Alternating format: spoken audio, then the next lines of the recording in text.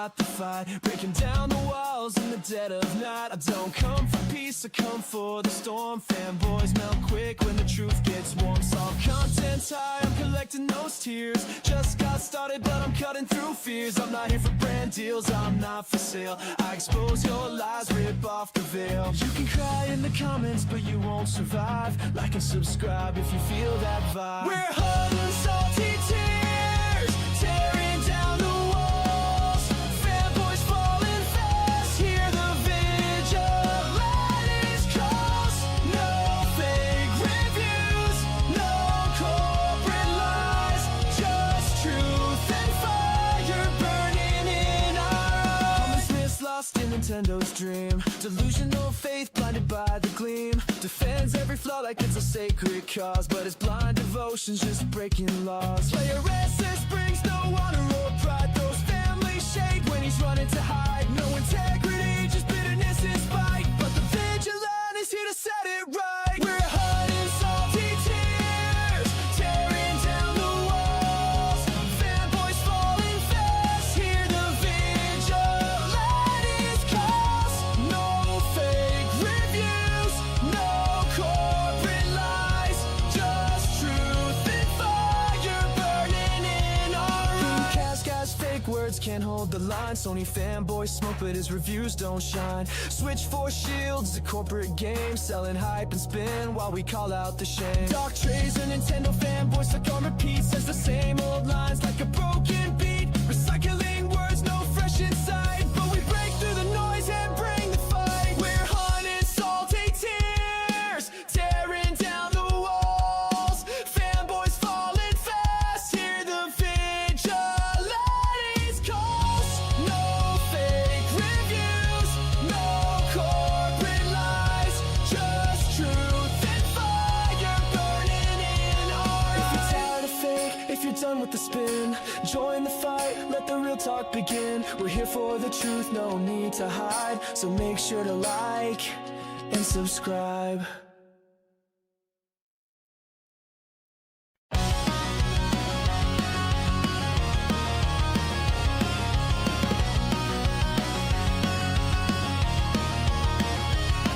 I'm the angry vigilante here to fight the fight, breaking down the walls in the dead of night. I don't come for peace, I come for the storm. Fanboys melt quick when the truth gets warm. Solve content's high, I'm collecting those tears. Just got started but I'm cutting through fears. I'm not here for brand deals, I'm not for sale. I expose your lies, rip off the veil. You can cry in the comments but you won't survive. Like and subscribe if you feel that vibe. We're hot and salty tears, tearing down the walls. Fanboys falling fast, hear the vigilante's calls.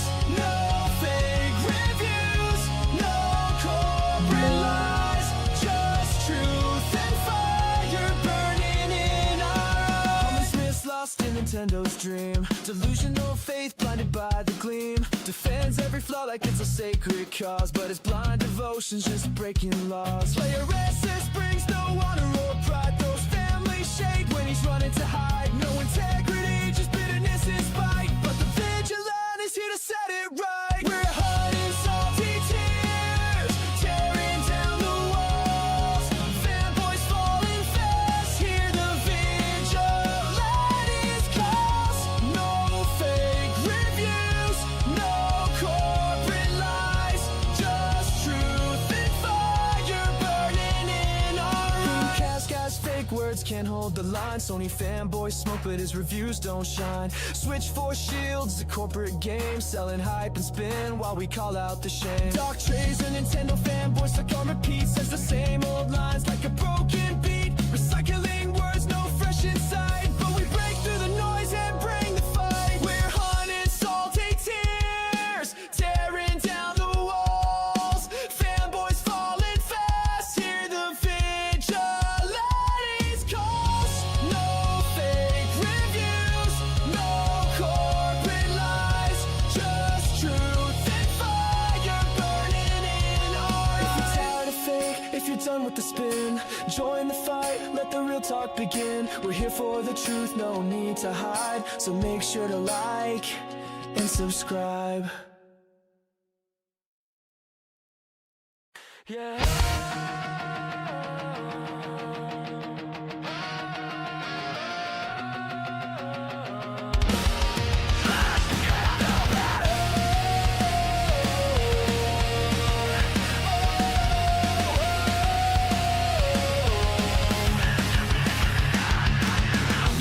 timeline screaming with your chest out, console war sermons like you're looking for a knockout. Every post you make is just a fanboy rerun. Same tight lines, but you're not fooling anyone. You chase clout like your life's on empty, swinging plastic swords like you're guarding the company. Trying to cosplay greatness, but the mask won't fit. You wanna be harmless, but you ain't built like it. You keep shouting Nintendo forever, but even your heroes don't shout that loud. You're trying so hard to be player assist, but you trip every time you reach for that crown. New K, you're the glitch in the system, static in the sound, dead pixels in the prism. You scream loyalty, but it's all performative noise, just another lost fanboy drowning in his own voice. And New K, you're the echo with nothing to say, a custom war soldier that nobody has to play, yeah. Just another lost fanboy drowning in his own voice. And New K, you're the echo with nothing to say, a custom war soldier that nobody has to play, yeah. You flex your badge like you're sworn to protect them. Every mild critique and you jump to defend them. Change your whole identity for brand validation, but you're still an afterthought in their celebration. Man, you're an embarrassment to your own ecosystem, always yelling from the bleachers while nobody's listening. You want respect like the legends you copy, but all you ever do is spam, takes that age sloppy. You want the spotlight, but you fear the stage, so you throw fanboy tantrums just to disengage. You keep chasing ghosts you'll never live up to, cause being them ain't in you and being you ain't enough for you. New K, you're the glitch in the system, static in the sound, dead pixels in the prism. You scream loyalty, but it's all performative noise, just another lost fanboy drowning in his own voice. Yeah, New K, you're the echo with nothing to say, a console war soldier that nobody has to play, yeah. Just another lost fanboy drowning in his own voice. Yeah, New K, all that energy wasted on brand wars, all that passion poured into closed doors. You could have been more than a mascot clone, but you built your throne on broken microphones. Yeah, New K, tell me, who are you without Nintendo? You don't even know. New K, you're the glitch in the system, static in the sound, dead pixels in the prism. You scream loyalty, but it's all performative noise, just another lost fanboy drowning in his own voice. You're New K, fade out with your recycle lines, cause being a parody is the only crown you'll ever find.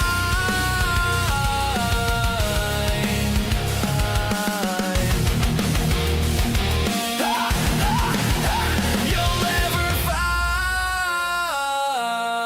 find. Hello, everybody. So let's get to the chats here. How's everybody's morning going? We got Dragon Knight Dragonborn morning. Good morning. Oh, we got that PlayStation Gamer. What's up, chat? Golden Apples. I don't understand the emojis. Just woke up some time ago. Well, good morning there, Dragon Knight Dragonborn. Dragon Knight Dragonborn said it's a banger. Thank you. It's about Nukem Nintendo. I also wrote one. Well, not really wrote. I typed it up, but I did write like most of it, about 80% of it. But I also made one on Player Essence and Hellfire. So I was busy last night. We got C-Stars Piplup. Oh, Golden Apple said fire. Thank you. Hi, Vigilante. Good morning. Good morning, C-Stars Piplup. I normally can't stand AI music, but this is good. Thank you. Thank you, Golden Apples. It takes time. You got to kind of figure it out. If you guys ever want me to sing, trust me, I can't sing worth a shit. Okay, I promise you, AI can do anything better than what I can do. And hello, chat. How's it going? Greetings from Dragon Knight Dragonborn. How are you, AVS? To True Dosh fan, I'm doing great. Wondered hi. Hey, what's up there, J-Biggs? Oh, Stephen Ramey just became another member. Thank you so much, man. I really appreciate it.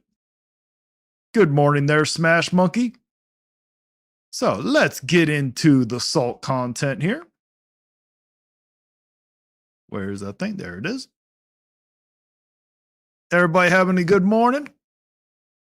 I can do some metal heavy singing, but it would hurt my throat. I understand there, Dragon Knight.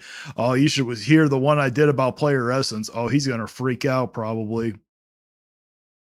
Where is it? There we go. Browser source. Oh, don't need that. Paste it. There we go. Oh, what the? There it goes.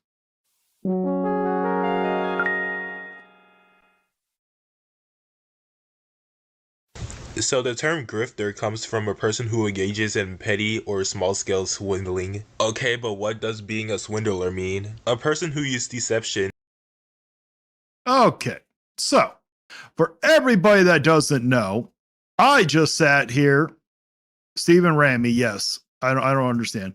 I'm gonna be working overtime at Amazon, 6:30 p.m. to 6 a.m. Ooh, oh, didn't you just wake up? I'm a little confused. You mean 6:30 a.m. to 6:30 p.m.? I mean, yeah, that definitely is overtime. But I was reached out by someone about this person. Can't remember their channel name. That's how insignificant they are. But they sat here, decided to do a video on all of us grifters, apparently. And even though he was afraid to say my name, he had no problem putting me in the video.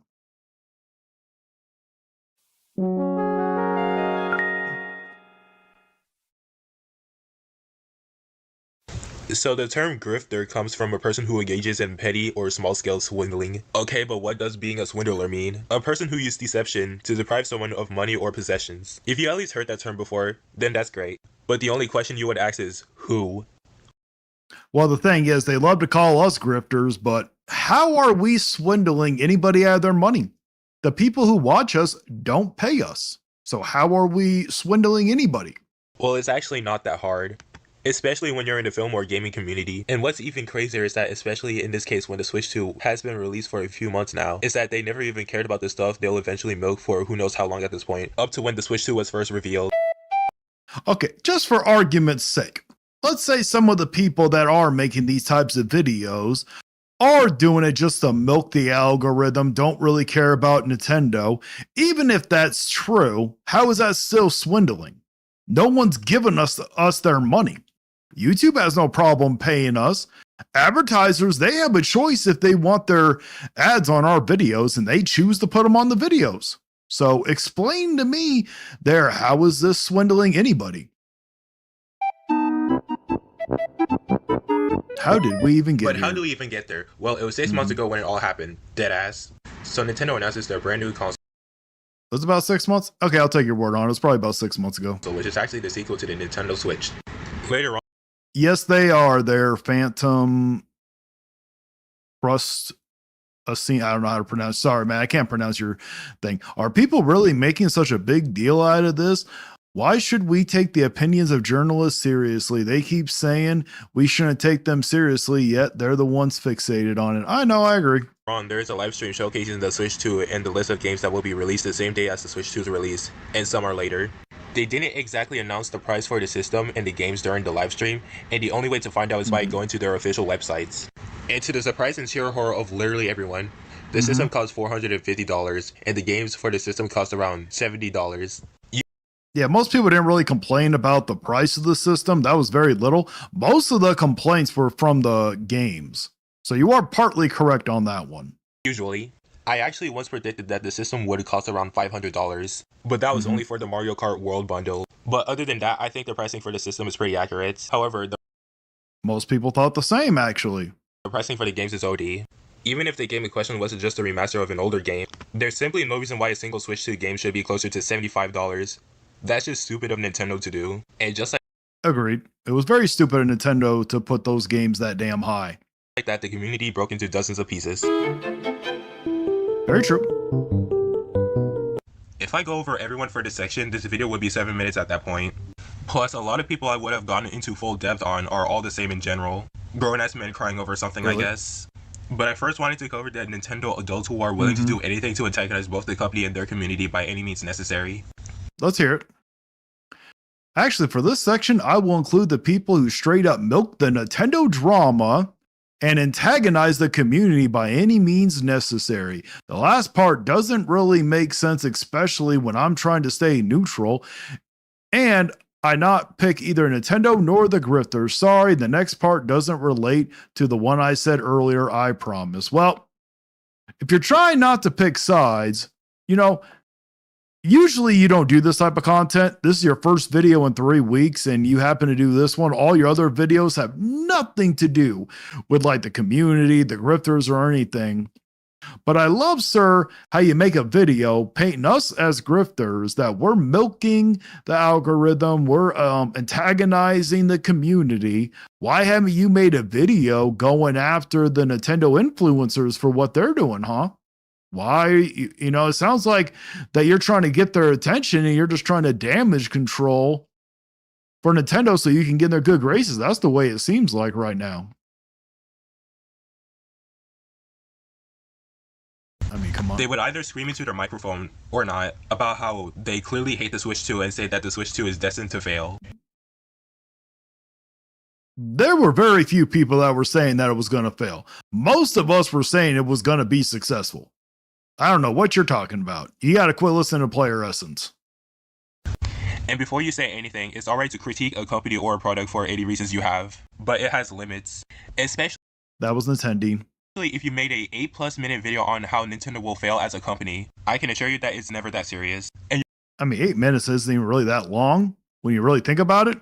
I mean, you just pull up Nintendo and he usually makes a lot longer videos than 18 minutes or 8 minutes. You're literally crying over a gaming console, which is obviously stupid. But then again, not at all. We don't want to get ripped off. That's why we're trying to stand up for the community. We're doing more than what you're doing.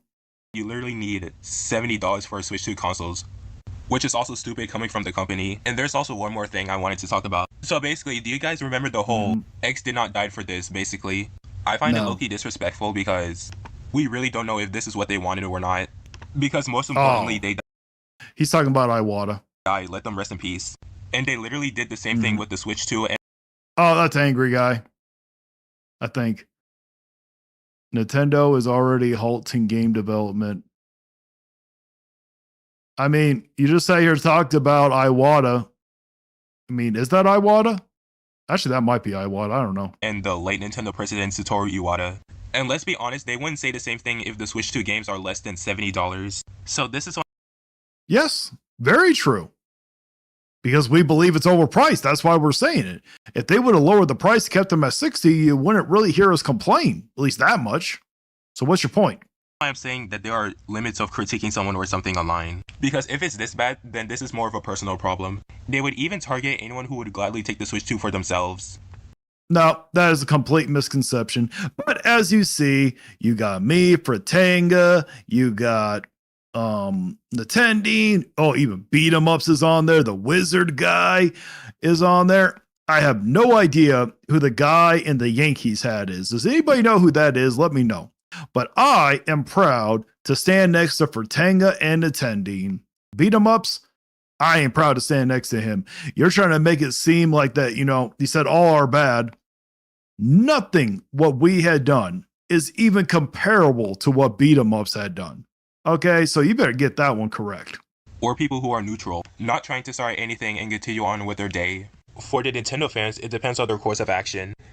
Oh, and no, we did not sit here and just go and attack everybody that wanted to switch to. That is a huge misconception. Okay, you put us up on there. We're not the ones doing that. There are a select few extreme people out there that are attacking. Okay, we have never condoned people that were getting attacked just for simply liking something. What I was doing, what Nintendo was doing. Okay, actually, Nintendo wasn't even doing this. I think I'm the only one on that list that was actually doing. Oh no, me and Fratanga both. We weren't attacking just the consumer for playing what they liked. We were going after influencers that were influencing people and conditioning them to accept these terrible price points. That's where you're getting it confused. Now, were there individuals who were just simply getting attacked because of what they like? Absolutely. But the people who we were going after were not one of them. So unless they Oh, did you Golden Apples? I actually made it into Fertanga's video once. I like Fertanga. They directly say what you would imagine they would say, or in some cases it doesn't have to be direct. By default, you shouldn't accuse those people of either bending down to corporate greed or that they're. Yeah, I love how you're trying to paint this as we're just telling the consumers that they're bending down to corporate greed. No, we were telling influencers that. There's a huge difference. Get it right. Bootlickers, or somewhere in between, or maybe both. Because that's what the content creators and a lot of closed-minded people do when they find That thumbnail looks very familiar. Oh, that's Lord Fragmire. Is it? Let me see. Yep, that's Lord Fragmire. Lord Fragmire. someone who genuinely likes the Switch 2 console. What if someone wanted to buy the Switch 2 but didn't agree with any other thing Nintendo stands out for? I guess it doesn't matter to them because after all, the people who buy the Switch 2 are either neckbeards or fetuses. Well, the people who want to buy the Switch 2, we're not going to sit here and go after them. There's millions of people that bought a Switch 2. Do you think we're going after millions of people here? We're going after a select few people that are influencers, that are conditioning the community to accept terrible price points. That's what we're doing. Not that you're anything different between those two Yes, Expedition 33 is amazing, Wondered. fuckhead. They would also blatantly lie to their audiences in most cases. You might not see it until you did some basic research. One of the more common claims is that Nintendo can, at any given moment, break your Nintendo Switch 2, especially at launch or pre-launch. I mean, technically, well, pre-launch, well, if it was pre-launch, then they wouldn't have had a system, so I don't see how they could brick something you didn't have. But technically, yes, they can brick your system if they wanted to. Literally, they can. That's actually a fact.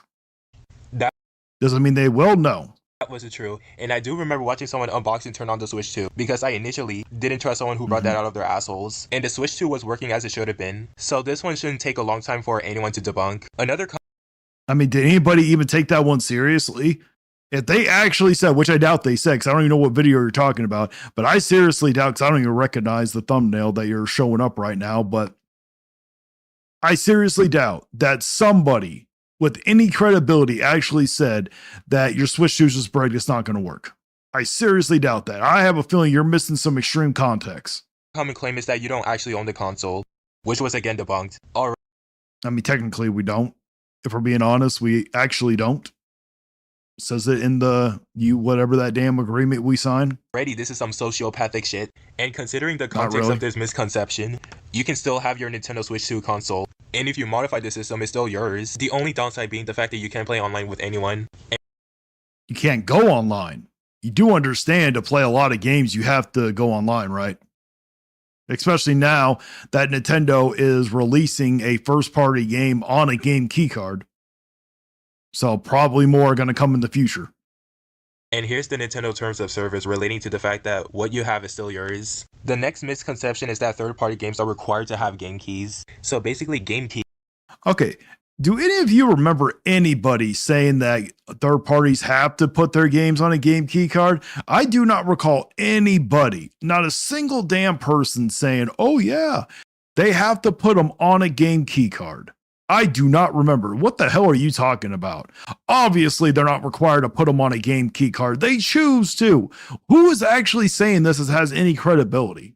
Key cards are like the original Switch and Switch 2 game cards, but what's inside doesn't contain the actual game. Because the game key card unit installs the game from Nintendo's server before the game can be played. No shit. They can be sold like regular Switch 2 game, so obviously they're not a digital downloading variant. The logic itself. Well, they technically are. They are a digital download variant.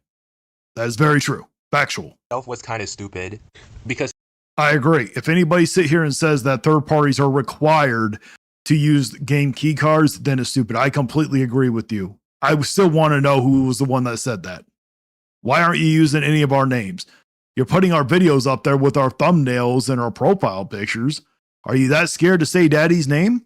if a company decides that they want their game to be on a game key card, then obviously they would put their game inside the game key card. It's not a requirement for every third-party company. And from what I read, the game key card doesn't seem to be a terrible concept. It is a terrible concept, but no shit, none of us thought, okay, Cyberpunk, we knew that Cyberpunk before launch was coming physically on the cartridge. So obviously we knew that third parties were not required. You released this video 3 weeks ago. How much research did you really do? I want to know who actually sat here and said that third parties had to use game key cards. We all always knew it was a choice, my guy. Would it be tiresome? Maybe, but it's not worth spreading the narrative to make it look like it would potentially hurt the gaming industry. Well, of course not. This should be a no-brainer to anyone. And here's a genuine question. What do you think 20 plus videos of the same topic More is really Nintendo. going to do to Nintendo as a company? And the millions of viewers. There's me. The funny part is the one that says Nintendo is getting massive third-party games, okay, with the Fallout 4 one, that was actually not a anti-Nintendo video. Some of those ones of the Pokemon leaks that I can see weren't anti-Nintendo. The massive gaming one wasn't anti-Nintendo. The one with the Kirby, guess what? That wasn't anti-Nintendo. That was actually me applauding Nintendo for the damn direct. Maybe you should actually watch the videos before you paint this all as like some anti-Nintendo crap. Watching every single one of those, most of which with AI thumbnails. There's Fortanga. Good job, Fortanga. Do those people actually care about the community of a company they're protesting Oh, he's even throwing RGT85 out there. Oh. against? And do they even serve a singular purpose outside creating slop on YouTube for 6 months straight over a fucking video game console? And also, It wakes people up. Do you understand that the amount of conditioning that you guys have been put through due to the influencers? It takes time to break people of that conditioning. there are some people that try to boycott the company over a gaming console, mind you. Wait, does someone actually sit here and make a video where they're comparing this to a civil rights movement? Is that serious? But to no one's surprise, those attempts at boycotting Nintendo didn't actually happen. Yes, we know. Because there really wasn't much of a boycott. What are you talking about? Okay, I was saying to not give Nintendo your money. I was saying to buy you so Nintendo didn't get your money. That's what I was advocating for. So that's a hell of a boycott I was doing. I think the Switch 2 is alright, and I think it's one of the more. My guy, you got to work on your mic. You got to work on the background noise if you're going to continue making these videos. Because I promise you that if you're going to, you only done one of these videos, and I would advise that you do not make any more. Because this video came across as very uneducated, came across as very low IQ. Some of the stuff you said wasn't even factually correct. Like when you pulled up my videos, you tried to paint me as a grifter and an anti-Nintendo person when maybe 4 or 5 of those videos had nothing to do with negativity to begin with. So maybe you should actually do some proper research, watch the videos you're talking about before you make an assumption, because it sounds like you got rage baited over a title and thumbnail. More advanced handheld consoles in recent times. There are Jay Biggs, he's complaining about us grifting. That's all it is. some weird additions like the voice chats, some excellent features like the Switch 2 being up to 120 FPS, and there are some bad stuff, Congratulations. like some games costing around $70 to $80. I Yes. decided that I'm definitely not going to Oh, he kind of is boring. But since I got thrown out there, I had to play it. You know how it goes, Jay Biggs. buy the Switch 2, but it's mainly because I already got a Nintendo Switch, and even then, I wouldn't really have enough for Mario Kart World or Donkey Kong. I know, Bonanzas. Warfare. Those are some notable Switch 2 games. I'm only going for Donkey Kong if I were to buy the Switch 2. By the way, I heard it was a good game, so I'm glad It was a good game. Just didn't have enough quality content to justify its price point. there are some people who genuinely enjoyed that game. I'm also glad there are people who enjoyed the Switch 2 system, and I think no one should be shamed for purchasing what they're confident in buying. Which also means that I think Who were we shaming? We were shaming influencers. You're acting like there's this huge misconception that we were just attacking every consumer out there. No, we were going after influencers. There was a complete difference, and that was because the influencers were damage controlling because they were getting mad at us for sitting here talking bad about it. no one should dictate other people and their wallets. Very true, but guess what? You're not free from criticism. Just because you're a consumer doesn't mean you're not free of criticism. That's not how that works. And make them an But I do not condone the attacking. No attacking. outcast if they don't do what they want or don't want. And as much as I want to say that I'm not exactly surprised when it comes to Nintendo and their terrible product and business choices, I wanted to say that the YouTubers I don't fully mention are all in the wrong, and if not just as bad as Nintendo, for not only Really, you know what? I still love how you made a video complaining about us. You sat here and said, "Oh, I'm not picking sides. I'm not picking." You know, I love how you do that. But why haven't you made a video about the Nintendo influencers?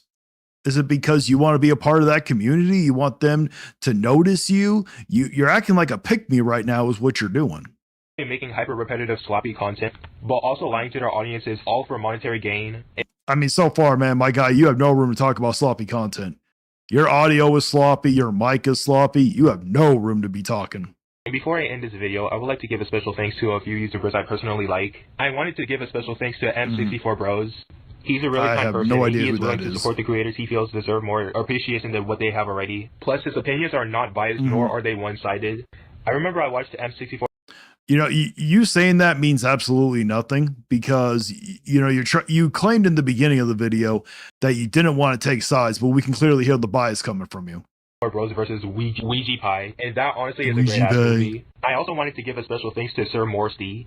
This is an alternative account of Sir Musty, I don't know who that and I feel is he's either. really intelligent and also quite funny.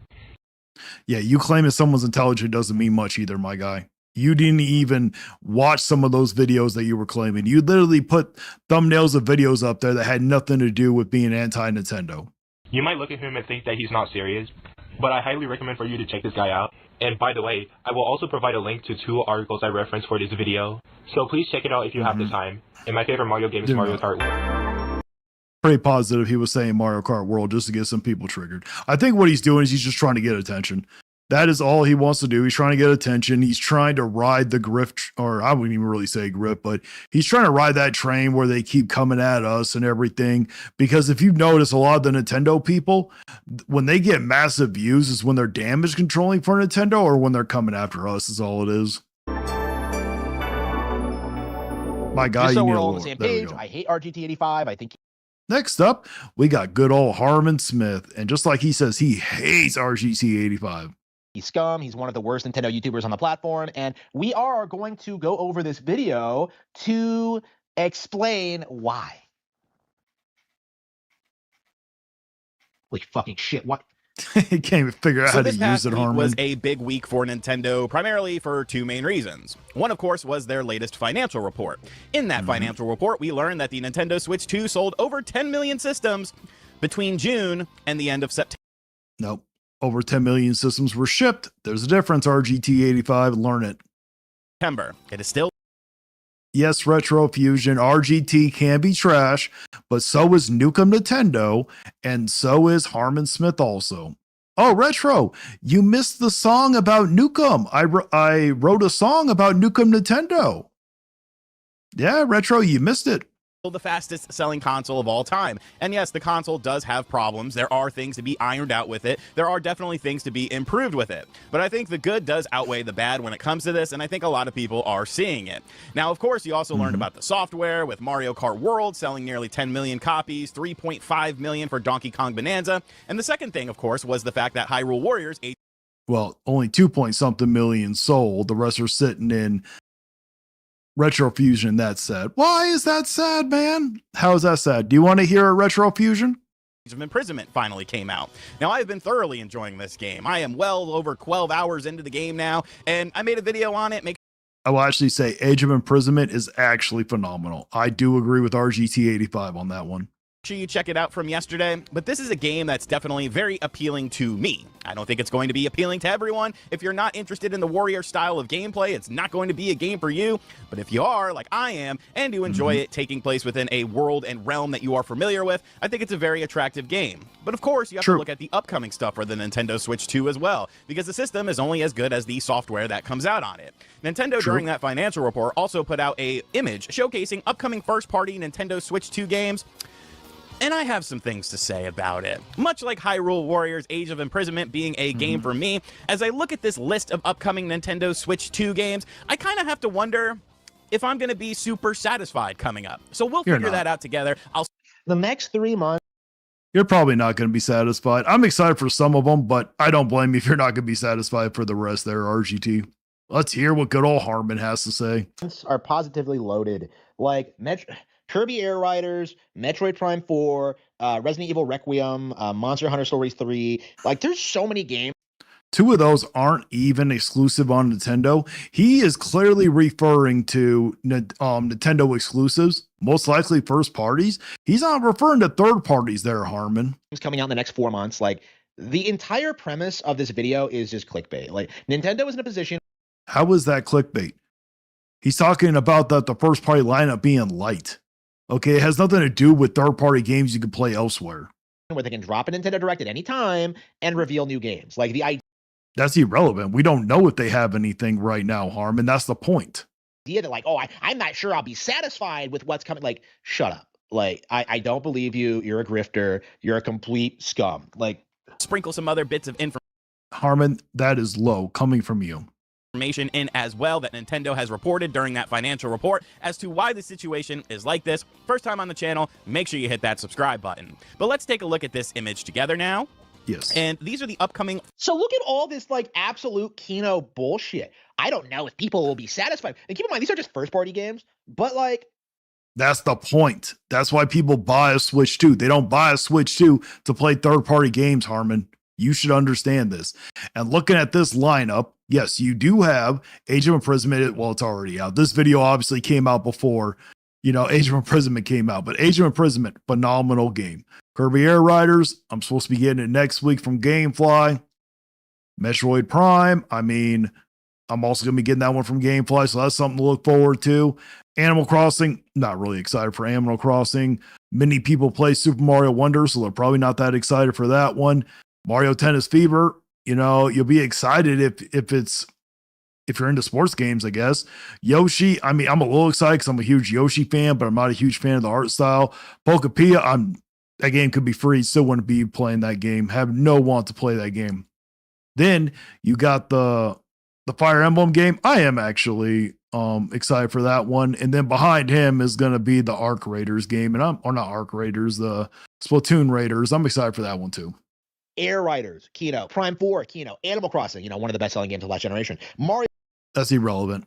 Okay, unless you're into those cozy life sim games, it does not matter how much it's sold, Harmon. It could have sold 100 million, still ain't going to play it. Tennis, the last one was great. It's been a while. Well, good for you, Retro Fusion. But wouldn't you, Retro Fusion, be honest?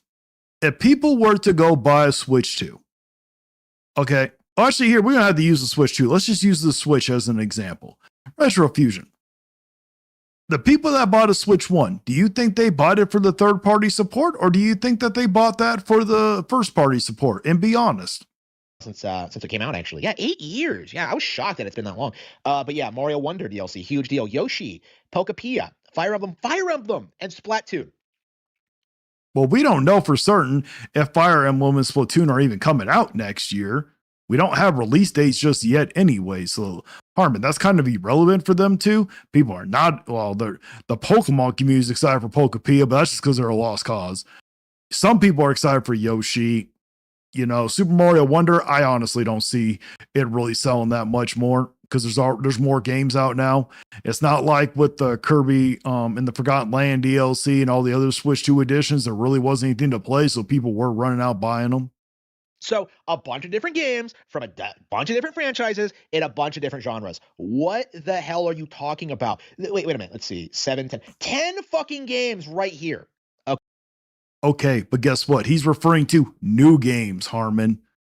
Okay, if you look at that, you take away 2. Okay, that's going to bring it down to 8 games. And then you could clearly take out Pokepia. I don't think the average Nintendo person is going to care about Pokepia.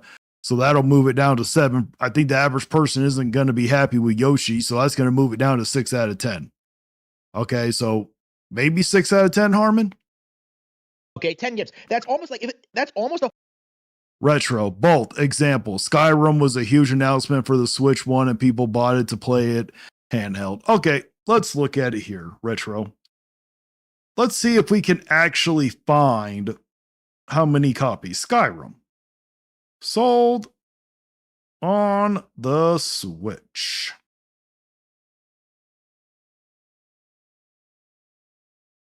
Okay, hold on. How many copies? How many copies of Skyrim sold on the Switch?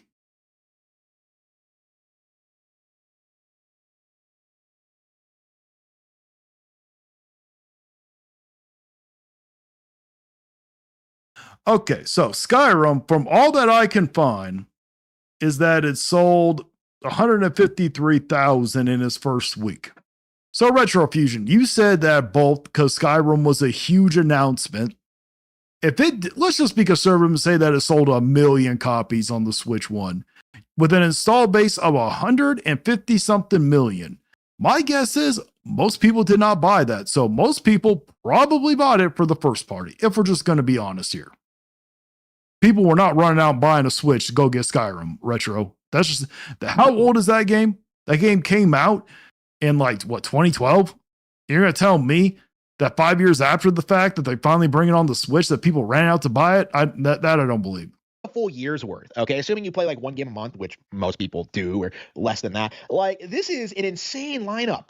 Like, no, this is not an insane lineup. This is a average lineup. On this lineup, there is only, well, I can't include two of them because they're already out, but I am excited for Metroid Prime. I am excited for Yoshi. I am excited for Fire Emblem, and I am excited for, what's the other one? Splatoon Raiders. So that's four games that I'm excited for. Okay, Harmon, how are you going to say this is an insane lineup? No, it's not. what are you talking about? Like, I'm not sure I'll be satisfied. Like, what are you saying? First party. Harmon, not everybody, or how am I going to rephrase this here? You know, unlike you, we actually know what standards and quality is. Okay, Harmon? So when we're going to give up our money, or if I'm going to go rent a game and give up my time to play it, I at least want to play some quality. I understand you're perfectly okay with quantity, but I want quality. Nintendo Switch 2 titles. Now, of course, Hyrule Warriors, Age of Imprisonment, that has already come out. Video on the channel. Go watch that. Thoroughly enjoying the game. Next up, we have Kirby Air Riders, and I don't know, man. Like, I am buying Kirby Air Riders. I am purchasing Kirby Air Riders. Oh, you got more strength than I do there, RGT. I'm going to rent that game. Because I think people are going to be interested to see someone who's not super hyped about this game, what they have to say. Exactly, Smash Monkey. They went out for Breath of the Wild, not Skyrim. I agree. I do not think that there was a significant amount of people that ran out and said, I'm going to go buy a Switch 1 just so I can sit here and play Skyrim. I don't buy it. I need some facts to back that one up. Say about this game, because honestly, if this was not my career, this was not my job to review and talk about video games, Kirby Air Riders would not be a game that I pick up. Like, it just wouldn't. Oh, me neither. To be honest, if I didn't have a YouTube channel and I wasn't trying to wake up the community, give them fair and honest reviews, I probably wouldn't have even picked this game up either. What quality exclusives are coming to other platforms since Nintendo can't include third parties? Well, there are no other exclusives, Retro Fusion. Okay, I mean, outside of Ghost of Yote, there has been no other exclusive besides Nintendo. Okay, the reason why I don't include third party for Nintendo is because people do not buy a Nintendo system for third party. That is just a fact, Retro. You have to accept that one. Okay, if you're going to sit here and make the claim that people do buy it for third party, guess what? No facts support what you say. There are facts that support against it. Go look at all of the sales from the Switch 1. Most of the sales, the vast majority, came from first party. Well, I mean, not every sale. If you look at every single sale out there, okay. But if you look at the most sold games on the Switch platform, the top 50, most of them are first party games, Retro. They are not third party. Dwan Davis, Angry Vigilante, I do. Well, good for you, Dwan Davis. You'll agree with anything that makes Nintendo look good. I get it. And Dwan Davis, guess what? I wrote a song about your favorite person, Player Essence. I wrote a diss song about him. Just wait to hear it. Be, but I am going to buy it because I do think So it's like, so you have this guy like just legit admitting that, like, well, if I wasn't a video game journalist, I wouldn't be playing this game. So basically what you're admitting to is that you have no credibility. You don't play games. How does that mean someone doesn't have any credibility, Harmon? If someone says, when people sit here and review games for a living, they're going to play games that they might not think to play. Now, if I look at a game, it don't matter if I'm paid to do it or not. I'm not going to review it if I'm not interested in playing it. I got to be somewhat interested in it. I'm a little interested in Kirby, but if I didn't have a YouTube channel where I did game reviews, no, I would not sit down and go and buy Kirby. I wouldn't really play it because there's other games that I want to play. for fun. You don't have any respect for the history of the Kirby IP or for Masahiro Sakurai or for Nintendo. Like, okay, the whole thing about, oh, you don't have no respect just because you don't want to play it. So what? If someone says they don't want to play Princess Peach Showtime, you're going to be like, oh, you don't have respect for the Nintendo brand? as a Kirby fan, like looking at Air Riders, like seeing all the effort they've put into like.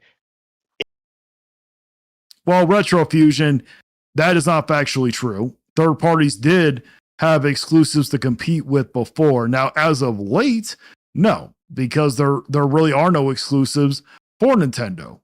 So Retro, just so you understand, since everybody wants third party, to come to the Nintendo platform, you do understand that there is no way that they could get those first party sales that they were getting on the Switch 1 and third parties get enough sales to be happy. You know that can't happen, right? You do understand that. Incorporating all. Angry Vigilante, what are you starting trouble with people like? Come on, your mother day weighs you. Okay, I'm assuming that you meant your mother raised you better than that. Well, you know what, Juan Davis, when they sit here, hit the record button, they are open to criticism.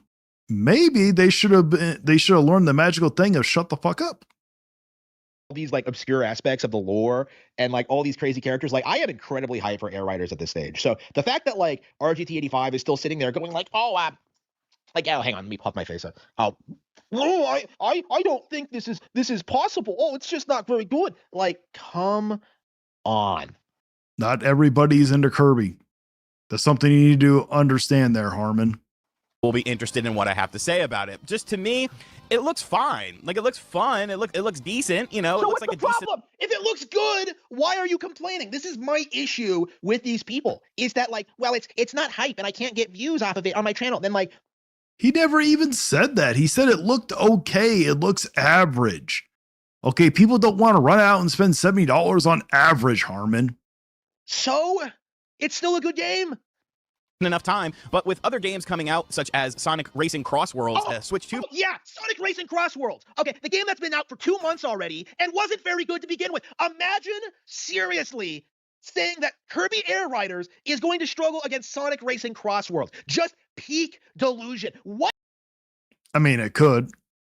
You do understand, Harmon, that Sonic Racing Cross Worlds is a better game than Mario Kart World, right? You do understand that. What is he saying?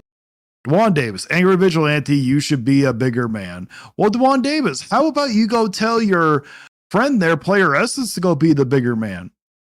You can go and do that. Just wait until I release that song of him.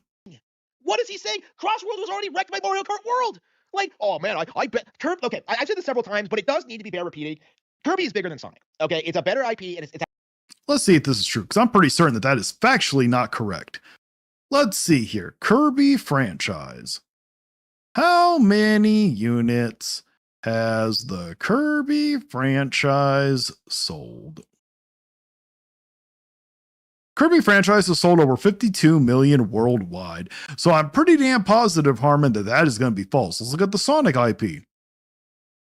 How many units has the Sonic franchise sold? Okay, I'm pretty positive. Okay, so yeah, because it says 1.7 billion. That is definitely free to play downloads.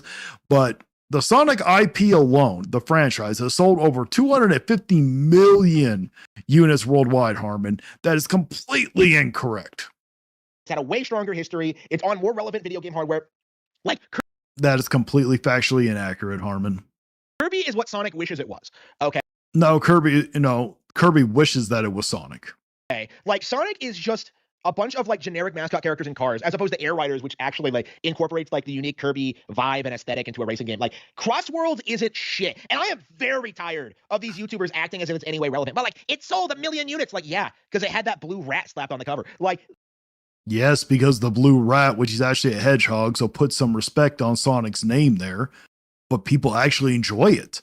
Sonic Racing Cross Worlds, even though I've said it before, $70 for a racing game is too damn much. It didn't really have enough content for that $70 price tag, but it was still better than Mario Kart World, Harmon. that game had no credibility at all. And yet you're still seeing these people like say like well, it's better than Air Raiders. How? How is it better than Air Raiders? How? Explain. I will find it I'll find out very soon if it's better than Air Riders.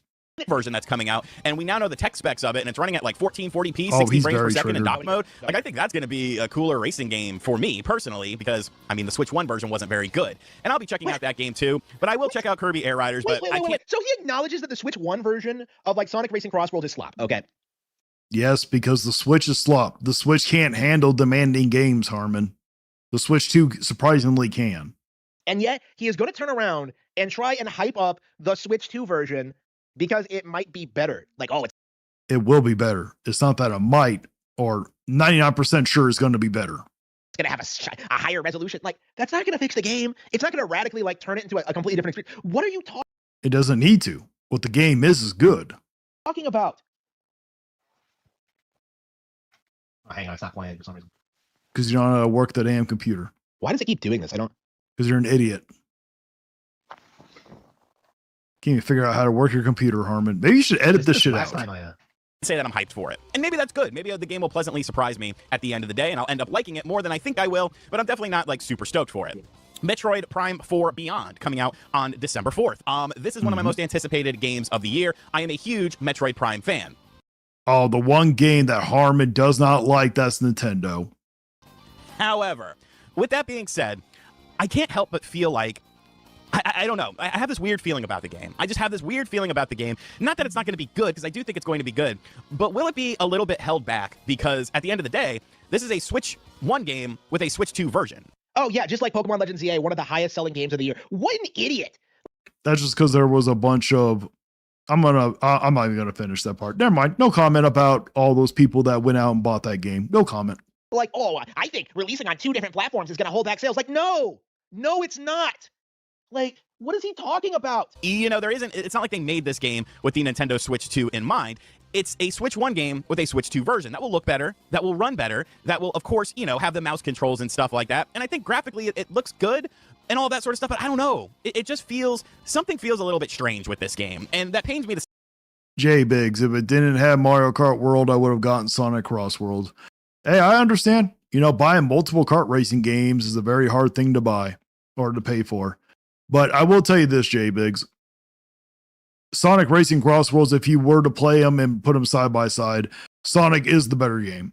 If Nintendo wouldn't have screwed up the Grand Prix on Mario Kart World, then Mario Kart World could have had a chance. But the problem is with Sonic, the tracks are better because they didn't screw up the Grand Prix. They do a rival system, which is a half-ass attempt at boss battles, but it's still more than what Mario Kart World did. Nintendo completely screwed up the roster of Mario Kart World, gave us half a roster that was shitty. At least with Sonic Racing Cross Worlds, all the whole roster feels quality. Say, because like I said, Dwan Davis, Angry Vigilante, be nice God, do not like that. I'm assuming you're telling me to be a nice guy and don't be like that. Again, Davis, you need to sit here and read before you hit the send button, my guy. love Metroid Prime games, but I just wonder if there's something, I don't know. I don't know. Like, I feel like this should have been like such a larger scale thing. This should have been like. No, Metroid is and always has been niche. Kirby is bigger than it. Okay. Like, this is the thing you keep seeing these people do is that like Metroid is an A-list Nintendo property. Like, no, it's not. It never has been. Like, this is like one of the few times Harmon Smith is actually correct. No, it is a niche time. It is not an A-list. It's it's not even a mid-tier exclusive. It's a low-tier exclusive. Kirby actually is a mid-tier exclusive. this has never been a high seller for Nintendo. Like, the idea that it's like some huge mainstream thing is a cope from like balding 40-year-old man children. Like, no, like Metroid is not a huge seller for Nintendo. And it's not because of them like mistreating the IP or not giving them enough releases. They're just not that popular. That's true. Oh shit, hang on. Harmon, get a new damn computer. Why is it not playing the sound? Every time I pause it, it just fucking YouTube. But I just wonder Don't think it's YouTube. I think it's your stupid ass computer. if there's something, I don't know. I don't know. Like, I feel like this should have been like such a larger scale thing. You know, this should have been like, you know, the swan song potentially for Metroid Prime, and you know how they sort of do things with the game and with the franchise. You know, throw some online gameplay in there, really expand upon it. Wow. Bring everything that you have learned. Yeah, the one thing all Metroid fans wanted is like online multiplayer, like unbelievable. Yes, that would have added some replayability to it, Harmon. Might have actually made it worth $70. Now the game isn't out yet, so I can't say if it is. With the Metroid Prime games in the past to make it this huge, massive experience, but it just seems like another Metroid Prime game. So I don't know. I think it'll be interesting. I think that it'll still be a good game, and I'm still hyped for it. But I am a little bit just kind of I don't know. Maybe that's just a me thing though. Next up on the list, Animal Crossing Nintendo Switch 2 Edition. Now, to be fair, I do think the update is a decent update. I'm still not going to buy this. I agree. It is a decent update, but they could have instead of charging $5, they could have gave it for free. Game. I like the more Nintendo integration into things that's coming in the DLC. I like the fact that the upgrade, you do get Switch 2 specific things, and it's only $5. It could have been free. You could have thrown people a bone. You could have put it up Very on the true. Nintendo Switch 2 online expansion thing. But I find it interesting that this game, and then also Super Mario Brothers Wonder, plus Meet Up in Bella Bell Park Nintendo Switch 2 Edition, just rolls right off the tongue. Those two games are positioned on this chart as 2026 spring games. Of course, Animal Crossing has a concrete release date of January 15th, with Super Mario Brothers Wonder with a release date of spring of 2026. And that kind of makes me feel like something that Nintendo also recently said during this investors meeting. Switch 2 games are going to take longer to develop, and they want people. Oh, yes. I guarantee we're going to get a lot more of those Switch 2 edition games. You'll see him freak out over it. Now, I'll be honest. I'm not interested in Animal Crossing. Not in one little bit. Never been to those cozy life sim games. Just not my thing. I don't think that they're necessarily bad games. I tried it back on the N64. I tried the Harvest Moon thing. Just not my thing. To still experience Switch 1 evergreen titles on the Nintendo Switch 2. So I fully feel like you're going to get more upgraded versions of first-party Switch 1 games on the Nintendo Switch 2. I don't think this is the end of it. I think this is still just the start and the beginning. Okay, so this is something that you've been seeing a lot of these people say a lot, like, these Nintendo Switch 2 versions aren't going to go away, and like they always try and spin it as a negative. It's like they think that games getting made and existing stops like new games from getting produced, which is obviously retarded if you think about it for even 2 seconds. But like it's the angle they're going with now. And, it's a lot coming from you. With, like the Wii U ports on the Switch, like they tried saying that the Switch didn't have like a lot of new games, and obviously that was just a cope. I mean, it didn't. Reporting games from the Wii U doesn't magically make them new, Harmon. Considering how successful that platform was. But like this does need to get called out more often, just how absurd this is. Of this thing, because it allows you to potentially access people who maybe never played the original games. Now, we don't have too much sales data, but Super Mario Country Bear Jamboree, when the Switch 2 version came out, it had over 1.18 million sale increase because of that Switch 2 version. So like those Switch 2 versions of Switch 1 games are selling pretty deep. We got Player Negative. What's your opinion on Sega coming back and making newer games with their old? I don't know what you're talking about, to be honest. I didn't know that they were doing that recently. And if you could pick up a used copy of the game. Oh, wait, are you talking about like, are you talking about like the remasters with their Yakuza games where they're putting out the Kiwami editions? I'm fine with it. It updates the visuals. Honestly, I wish they would add English voice acting if that's what you're talking about. Because I think paying $80 for a Switch 2 enhanced Switch 1 game is just absolutely ludicrous. It is ludicrous. It's completely ridiculous. Dwan Davis, Angry Vigilante. I got a question. Of course you do. What game company is better? Okay, Davis, you're going to have to elaborate. Are you talking about console? Are you talking about exclusives? Are you talking about software? What exactly are you talking about? It's a very broad question to ask. You can pay for the upgrade pack separately. So does this professional YouTuber not know how these upgrade packs work? If you own the original physical copy of a Switch 1 game, you can patch the upgrade pack into it to the eShop. Like you don't have to pay the full $80 price. So he's talking to people that have not bought them yet, Harmon. So if you were to go buy them, if you want the full experience, you will have to pay $80. That's who he's referring to. He's obviously not telling people that already own the game, oh, go buy the $80 edition. Does he not know that? Like, wow, what an idiot. But if you pick up a used copy and you get the upgrade for $5, $10, or $20, depending on what it is, and then you're still paying around $60, $70 for it, it might not be a bad thing. But as someone who's played a ton of Switch 1 games and has pretty much played all the first-party games that he wants to, I don't find the appeal to both of these things. Just me personally. Super Mario. Oh yeah, even though they add in new content, like it's not just a visual bomb, it adds in new content. So like this is just a cope. Like, oh, I played those games already. Like no, that's a cope. Like that's not a cope. You did. What they're adding is very little, very minuscule. Except for Animal Crossing. I will admit that upgrade's actually a pretty big upgrade. There is plenty of reason to come back to these games, especially something like Animal Crossing, which goes on indefinitely, right? You're really going to tell me you're done with Animal Crossing? Like, go fuck yourself. Yes, I'm done with Animal Crossing, and I haven't even played it. Have no want to play it, Harmon. Not going to. I came back to Animal Crossing New Horizons recently after like a 5-year hiatus, and it's been a lot of fun. So, brother. Yeah, you probably play it for 20 minutes and swap to a new game. Every time we always see you play a Nintendo game, you always swap to a new one in like 5-10 minutes. But when you play a non-Nintendo game, you actually play it for a few hours. There's Wonder, great game, loved my time with it. I'm good. Animal Crossing, it's Animal Crossing once again. I have moved on from this franchise, so I'm not picking up these two games either on the Nintendo. What are you talking about? I've moved on from this franchise. Why? I've moved on too. DeJuan Davis, I didn't talk about company. Okay, then what are you talking about? What do you mean who has the best games? Are you talking about Nintendo? Talking about PlayStation? Talking about Xbox? Are you talking about them big three? Like, what exactly are you talking about?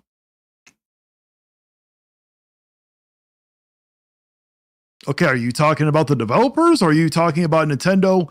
Are you exclusively talking about Nintendo, PlayStation, and Xbox? Is that what you're talking about? Or are you talking about the developers? Are you talking about Ubisoft? Are you talking about Sandfall Interactive? Are you talking about, Monolith Soft? Like, what exactly are you talking about? Why? It's just like he says things like that. I'm just like, what sense does that make? I've moved on from this franchise. What are you talking about? Nintendo Switch. I mean, does that not, can you not comprehend what he's saying? He has no want to play Animal Crossing or Super Mario Wonder. He's already played it. He doesn't care to go back to it. The update does not entice him enough to come back. With the Nintendo Switch 2 editions. Which one is your favorite third-party company? Blue was here. That's a good question, actually. I don't think I can answer that because I can't, really name, probably. That's a hard one, if I'm being honest. With third party, because it's not like there's a third party out there that's made every game they made was excellent. Nah, I guess I would say Rockstar. I've never really been disappointed with a Rockstar game, if I'm being honest, but they haven't really produced anything in a long ass time. Unless just something crazy happens, then maybe I would. Mario Tennis Fever. I'm actually interested in this game. I like Mario sports games. This game seems to have a lot more love and care put into it than some other Mario sports games, especially those Switch 1 sports games, like Mario Golf and Aces was really well received. What is he? He's not talking about Aces. He's talking about Golf. And he's probably talking about Strikers. Those two games were not good. Retro Fusion, Microsoft. I mean, yeah, well, technically, if we're going to go off a third party, you'd be right, Retro. Microsoft does own most of the third party companies. Talking about Aces was very well received. So Mario Tennis on the Switch 1, it was like drip. Player negative. No, Vigilante. When I was talking about Sega, I was talking about how they're making a new Golden Axe, Crazy Taxi, and Jet Radio. I'm excited for Jet Radio. I actually like Jet Set Radio back in the day. Golden Axe, I've never played Golden Axe, so I don't know. Crazy Taxi, I mean, maybe. We'll see. Okay, Davis, I understand you're talking about companies, but Nintendo's a company. Microsoft's a company. Like, are you talking about the developers themselves, or are you talking about the platform? Are you talking about Nintendo? Are you talking about Microsoft? Are you talking about PlayStation? Like, be specific. Stop saying company. Feed of content. It seems like they've gone away from that with this version of Mario Tennis, with Mario Tennis Fever, and it's more of a well-rounded package on day one, which is something that I am.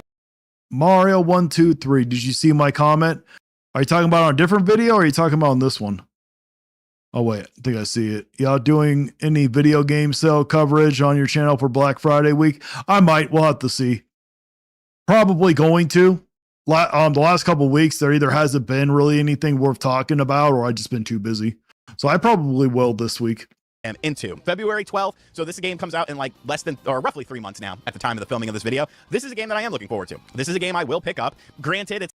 Oh, Capcom's another good one. I'd probably say Capcom. Actually, right now, I'd probably say for third parties, Capcom. I haven't really been disappointed with a game of theirs. Sega also. Sega's probably another good third party company. Do I think Sega should just buy Capcom? No. Sega and Capcom, they make two entirely different games. I do not want them to mix. It's not some, epic single player, 3D platformer or 3D action adventure game because, well, you're not really seeing many in here that are specifically Nintendo Switch 2 games, but I am interested in that game and I will be picking it up. Yoshi and the Mysterious Book. I'm a little excited for Mario Tennis Fever, but for $70, for me, for a sports game, for $70, that's just too much. No. That's a spring 2026 game, just. Just no. Yeah, Matthew James, but honestly, only Nintendo's really the only one that's not bad on monetization. Like, I'm not huge on monetization, but when I can't recommend a game is when they put time savers in. That's when I draw the line. Oh, I don't know, man. Like, I get it. I do get it. But Wow, disrespecting Yoshi, you know, Mario's side. I agree. How dare he disrespect Yoshi? But I understand. I am a little excited. I'm going to play just because it's Yoshi, but I am not overly excited about the art style. I will admit that one.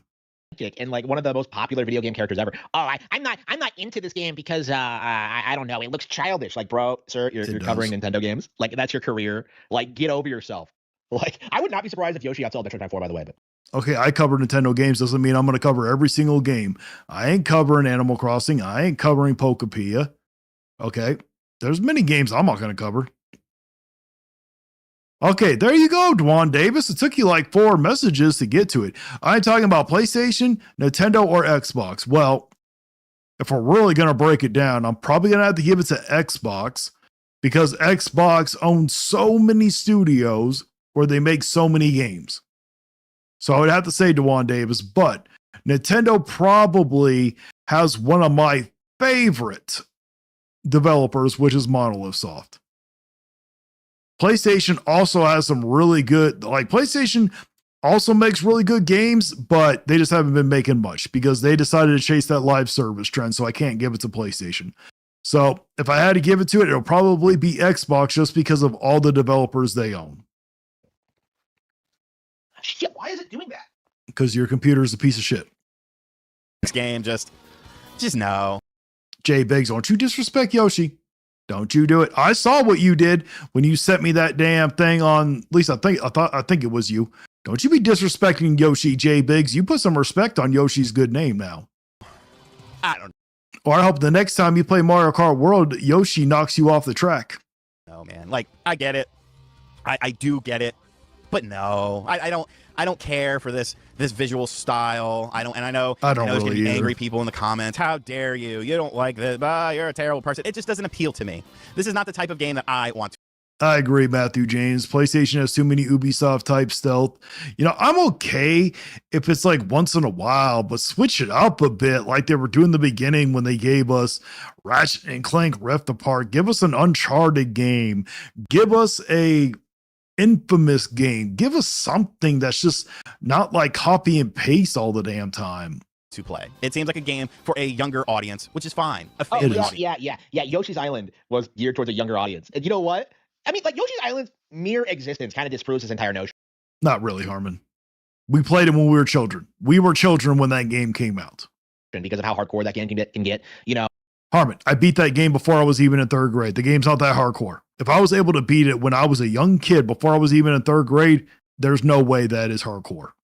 like it's just like, oh, it looks like it's for kids. Like, so, like, who cares? Many people. Maybe you should grow up, Harmon. Which is fine. I'm not a family man. I'm not a family guy. I'm not a younger audience guy. This game for me is a skip. I'm not interested. It doesn't appeal to me. I don't really care for the Yoshi games that we've gotten, in the past, decade or so. Like, they're fine. They're Woolly World and Crafted World, both of which were great. I've never played Crafted World, but Woolly World, I never played that one either, but that thing does not look good. I've never really heard any good things about Woolly World. The Wolf Bunny. Yoshi's Island for kids. Yeah, the final boss says otherwise. Hey, I beat the final boss before I was even in third grade there. The Wolf Bunny 64. So I don't know how hardcore that thing could have been. I wasn't even in third grade. And I'm not amazing at video games, okay? Getting down for disrespected by RGT. Expensive. You can have some fun with them, but it's not something that I'm looking forward to. Like, oh, I need to buy this. I want to play this. No, not for me. Maybe for you, but not for me. Pokemon Pokopia. This just looks terrible. Oh, okay. Okay, so he is. It does look terrible, Harmon, but I got to pause real quick, guys, because I got to go to the bathroom. So I am so sorry about that.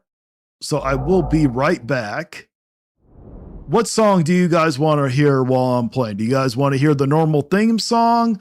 Do you guys want to hear the song about Player Essence or the song about Hellfire? Which one do you guys want?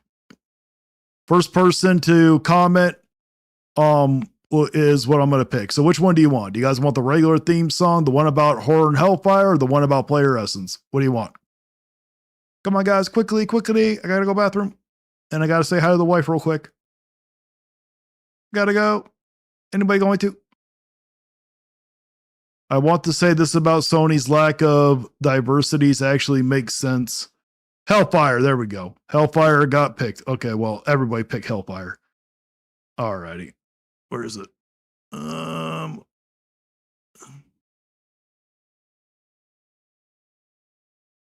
She walks in like a wildfire, neon in the night, horror and hellfire. Yeah, she's burning up the lights. Every salty comment's just another spark she bends. She turns their crying into content. That's the message that she sends. And all the fanboys tremble. They don't know how to cope. Every meltdown in her mentions gets dragged without hope. They call her mommy hellfire like she's some kind of myth. Empress of the salt storm, crowned with every angry riff. She's the queen of your delusion, standing tall above the noise. All your rage just fuels her power. All your tears become her voice. They worship every movement like she's lightning in the dark. She doesn't need your praise, but she ignites it like a spark. Oh, horror and hellfire, mommy of the meltdown empire. Salt in the sky as the fanboys cry. She turns every tantrum into fire. Yeah, Empress Gooner, Empress Salt Mommy, they idolize her, falling down like zombies. She just laughs as the chaos grows. Fast-paced heartbreak, that's the show. She reacts like a comet, leaving trails across the screen. Every salty fanboy shouting, but she's ruling like a queen. Mommy Gooner, that's the name they whisper in the threads. Not because she needs the title, cause she's living rent-free in their heads. The jealousy is rising like a tidal wave of pain. Every fanboy throwing shade just keeps repeating her name. She's the storm they can't escape, the myth they try to claim. But she's horror and hellfire. She's the spark that lights the flame. She's the crown chaos breaker, dripping confidence and heat. Every salty breakdown only echoes her defeat. They cling to her like symbols of a war they cannot win, idolizing her forever just to feel alive again. Oh, horror and hellfire, mommy of the meltdown empire. Salt in the sky as the fanboys cry. She turns every tantrum into fire. Empress Gooner, Empress Salt Mommy, they idolize her, falling down like zombies. She just laughs as the chaos grows. Fast-paced heartbreak, that's the show. She doesn't ask for your devotion, it just happens when she speaks. All your outrage is her ocean, and she's swimming through the leaks. Every insult turns to glitter, every rant becomes her throne. She's the queen of salty cities, welcome to her chaos zone. Oh, horror and hellfire, burning hotter, rising higher. Every fanboy screaming loud only builds her rising empire. Yeah, mommy hellfire, Empress Gooner, they worship her like she's the future. Fast-paced heartbreak, sword waves roll. She's the fire in the center of your soul.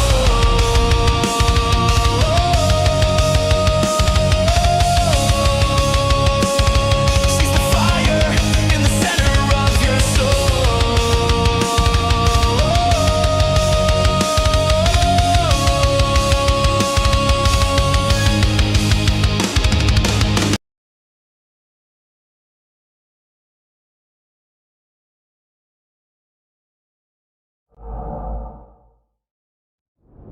Sorry about that, guys. I had to go bathroom really bad. Alrighty, let's see Harmon Smith's crash out. Is disrespecting like a Pokemon game developed by the Dragon Quest Builders team. Completely ignorant. Okay, no idea what he's dealing with here. I would not be surprised if Pokemon is like one of the best games of 2026. To be completely honest with you, It might actually sell one of the best because it's a Pokemon game and the Pokemon community has absolutely no standards. But no, none of us are really interested in that slop game Pokepia, Harmon. We're not interested paying $70. Thank you so much, Dragon Knight, Dragonborn. Make sure you guys tell Hellfire. And I've been saying this since this came out, like all these YouTubers just exposing themselves as not knowing the first thing about like Dragon Quest Builders or Pokemon and just doing everything they can to try to write off this game before it comes out. Like he's probably gonna do that thing where he's just like, oh, Pal Farm looks better. And it's just like, shut the fuck up, you spurg. Pal Farm actually does look better, but I'm not interested in playing Pal Farm. Like I said, do not like those type of games. Not interested in either. But if you put them up visually, Pal Farm does look better. This just looks bad. Like it visually looks horrible. Nope. Horrible. Absolutely not. The looks like disgusting trash. N64 vines in the back. Like, what are we? God. At this point, like if you complain about graphics in a Nintendo, like in regards to Nintendo games, like it's over. Like you have. It's not over. Harmon, this isn't a budget. Well, this is a budget title, but this isn't a budget price. These are $70 games. It doesn't matter if it's a Nintendo game. There are standards that Nintendo does not meet.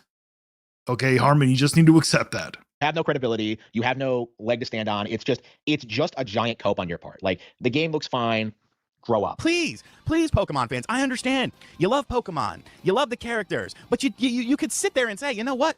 I don't think I'm going to support this because this game doesn't look visually appealing. This game doesn't seem like a good. It does look visually appealing though. That's the thing. All these people like fail to understand is that like these games. No, it doesn't, Harmon. You're lying. Okay, you know damn well this game does not look visually appealing. Okay, I'm pretty certain you do know what standards of some kind are, because you love to talk about other games not looking visually appealing. Do look good. They are appealing, and like all the coping about how something like I don't know, Expedition 33 looks better. It's just a cope. Like, well, Retro Fusion, you're part of the problem. Pokepia looked great. I'm gladly pay $70. Looks to be a blast. Retro, there's something wrong with you if you think this game is worth $70. Just saying. The reality is, Pokemon has a very specific aesthetic, a very specific style that revels in simplicity. You know, it does. This doesn't even look good for Pokemon. This looks like trash. For a $70 game, it looks like trash, Harmon. And to you, Retro, also. Doesn't need to be hyper realistic or. No one's asking for hyper realistic. Have you ever seen Astrobot? That game looks visually amazing. It's not hyper realistic. Like have a lot of intense visuals to it. Good game. You know, not every Pokemon game that ever comes out is necessarily a good game. We've seen Pokemon games with nice graphics. Pokemon Tournament, new Pokemon Snap. Exactly. You know, even Pokemon Coliseum on the GameCube looks better than these games. Like, what are we doing here? Okay, that will get on the GameCube. That might be stretching a little bit there, RGT85. But yes, Pokemon Tournament. That game looked phenomenal. Wait, didn't you say you don't come at the consumer? I don't usually come at the consumer, but Retro, I didn't come to you. You came to me. You dropped a comment on my channel. I didn't go onto your channel or go to your Twitter space and sit here and say that stuff to you. You came to my space. Retro Fusion, aren't you an influencer technically? Don't you upload videos? And it doesn't matter if you're an influencer or not. If you come onto my channel saying something, okay, this ain't a safe space. Okay, Retro, this is not a safe space for fanboys. If you come onto my channel, or if you come onto my Twitter space, for instance, I will blast you. I'm not going to go looking for it. I'm not going to go onto your channel and saying all this stuff. But you came to my channel. Remember that. Here. This is a massive skip for me because it's kind of one of those cozy-ish games, and I am good on that. Fire Emblem, Fortune's Weave, and Splatoon Raiders are the other two announced 2026 games. Fire Emblem, Fortune's Weave looks good. You know, I want to see more of it, obviously. I agree. But I think that looks pretty good. Splatoon Raiders, same sort of thing. But when you look at this list, you're kind of noticing, like, okay, well, where's like something big, specifically, you know, Switch 2? Like, I feel like, you know, some of these games obviously are Switch 1 versions, but some of these games started life on the Switch. Oh, there's nothing big on the Switch 2. Like, you already have Mario Kart, you already have Bonanza, like. He's talking about new games, you fucking idiot. Obviously, he knows there's Mario Kart World. He knows there's Donkey Kong Bonanza. He wants new games. Wait. Valkyrin. I thought Nintendo wasn't going to put first-party games on game key cards. Why is the Pokemon game on one? Because they're liars. That's all it is. You're entitled to your wrong opinion. Okay, whatever. I don't care. Retro, I don't get mad if you say I'm wrong. I'm not going to freak out. I'm not going to ban you. I'm not going to get triggered like Harmon does. I'm not going to ban you like Player Essence likes to do.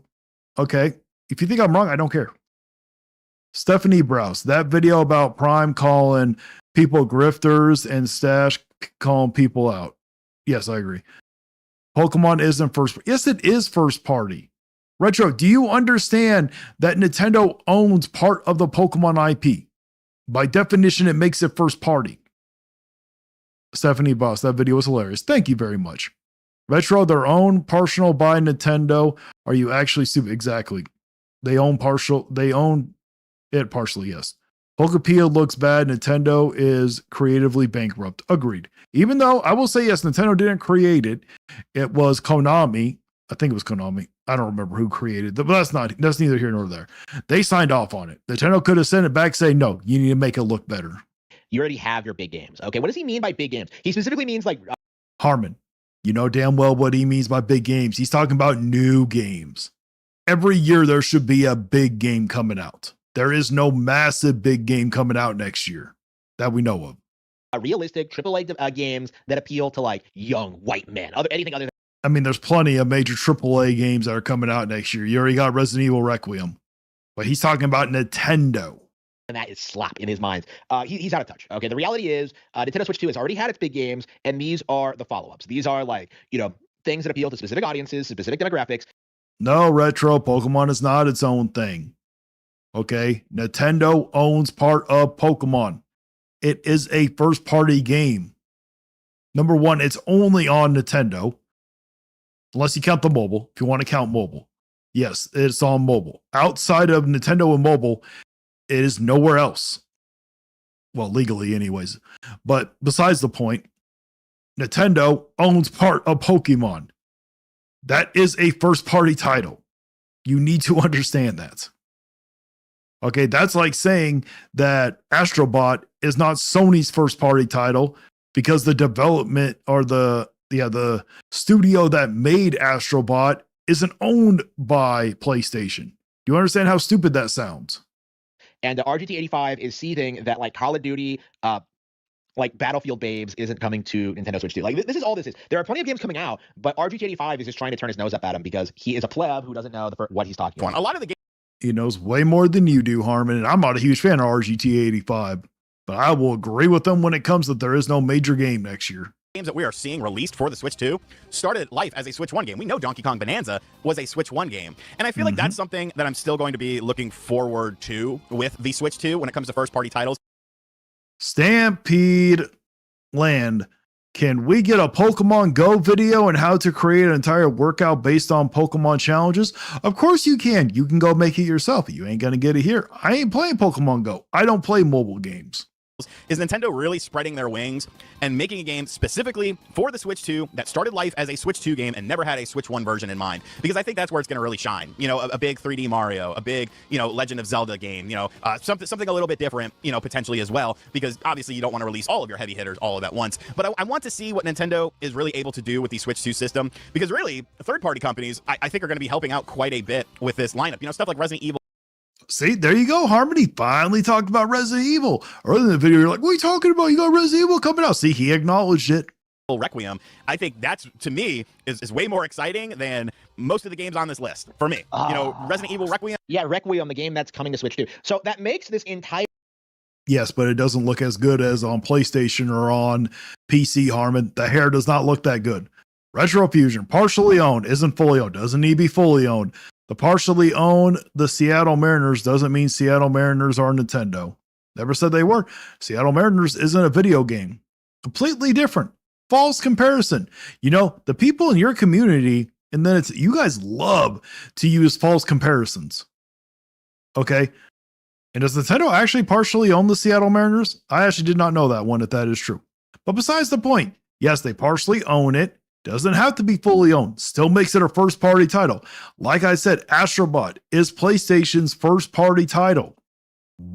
Who made it was not made by PlayStation. It was made by a different developer. Video pointless. Like, well, Resident Evil Requiem is coming out, yeah, on Nintendo Switch 2. So like, just play that. Why are you seething about other games? Like, to just play RE2, like Resident Evil Requiem on Nintendo Switch 2. This isn't complicated. Again. No, we're probably going to play on the PS5, Harmon, or the Steam. And what is this bullshit? Play the Because your computer is a piece of shit, Harmon. fucking clip. I don't understand why it keeps doing this. I think are going to be helping out quite a bit with this lineup. You know, stuff like Resident Evil Requiem. Or Harmon, if you can't figure it out, edit the fucking shit out. It's not that hard. I think that's, to me, is way more exciting than most of the games on this list. For me, you know, Resident Evil Requiem, I would pick over pretty much every game on this list. Maybe not Metroid Prime 4, but everything else for sure. For sure, I would pick up Resident Evil Requiem. And I think that is a benefit of the Switch 2, is that developers are already starting to do some very nice things with it. Like I talked about with Sonic Racing Cross Worlds and all that sort of information. You know, that's a very visually pleasing game. It's a very fast running game, and you know, something, lots of graphical effects, having to load simultaneous courses at once because of the Cross Worlds mechanic in the game. So I find that to be very interesting. I just think, you know, it's probably, you know, we'll get a February Direct, and that'll probably spice things up with some bigger titles and some more, you know, impressive titles, but it does kind of. I will say there actually is quite a bit of first or third party stuff I am looking forward to next year, like Resident Evil Requiem. I am looking forward to Monster Hunter Stories 3. I am looking forward to Octopath Traveler 0 and whatever that other one that Square Enix is working on. I forgot the Elena game, whatever it's called. Retrofusion Gaming. Same as the original Xenoblade, wasn't first party. Are you talking about Xenosaga? Nintendo didn't own Monolith Soft at that time. At least I'm pretty certain that they didn't. I'll have to look that one up. But the original Xenoblade games, if you're talking about Xenosaga, they've only ever been released on one platform. Okay? Kind of seem like a little bit of a quiet spring, just depending on what sort of games you're into. For me, and the Pokemon games are published by Nintendo. Don't know if you knew that, Retrofusion. Personally, you know, Mario Tennis, Metroid Prime, Fire Emblem, whenever that comes out. Well, I guess there's some stuff, but I think third-party games are also going to be very, very important. What do you think about Nintendo's? I think you're a fucking. Well, if Nintendo doesn't release really any more games, let's say that's the only thing they're going to release. What, Xenoblade Chronicles? Pretty certain it was only ever on one platform. Pretty certain it was on the 3DS, and then it went to the Switch. So if Xenoblade Chronicles 2 is a first-party title, then I guess so is Xenoblade Chronicles the first one. Dipshit and don't know what you're talking about. Like, what a complete waste of everyone's time. Like, what the You know, if it was such a waste of time, why did you react to the whole damn thing, Harmon? hell was that? Like, oh, Yes, it does, Retrofusion. I'm gonna Nintendo's lineup isn't very hype, and he's looking at like 9 games that release Retrofusion doesn't understand how anything works, that PlayStation gamer, if we're being honest. across like 4 to 6 months. Like, he even acknowledges in the video that like, well, they could drop a Nintendo Direct at any time. Like, what a stupid cope. Like, what a clickbait fucking video. What complete garbage. Like, again, I can't emphasize enough about how much I hate RGT85 and what he does, but like, this is a really good example. No of one that. cares, like, Harmon. what a parasite. You're a parasite. Mario Galaxy movie. Next, we got good old Princess Force. The reason why that I'm doing this video was because he did a video calling Nintendo out, actually. If you guys watched one of my videos from last week, you'll see.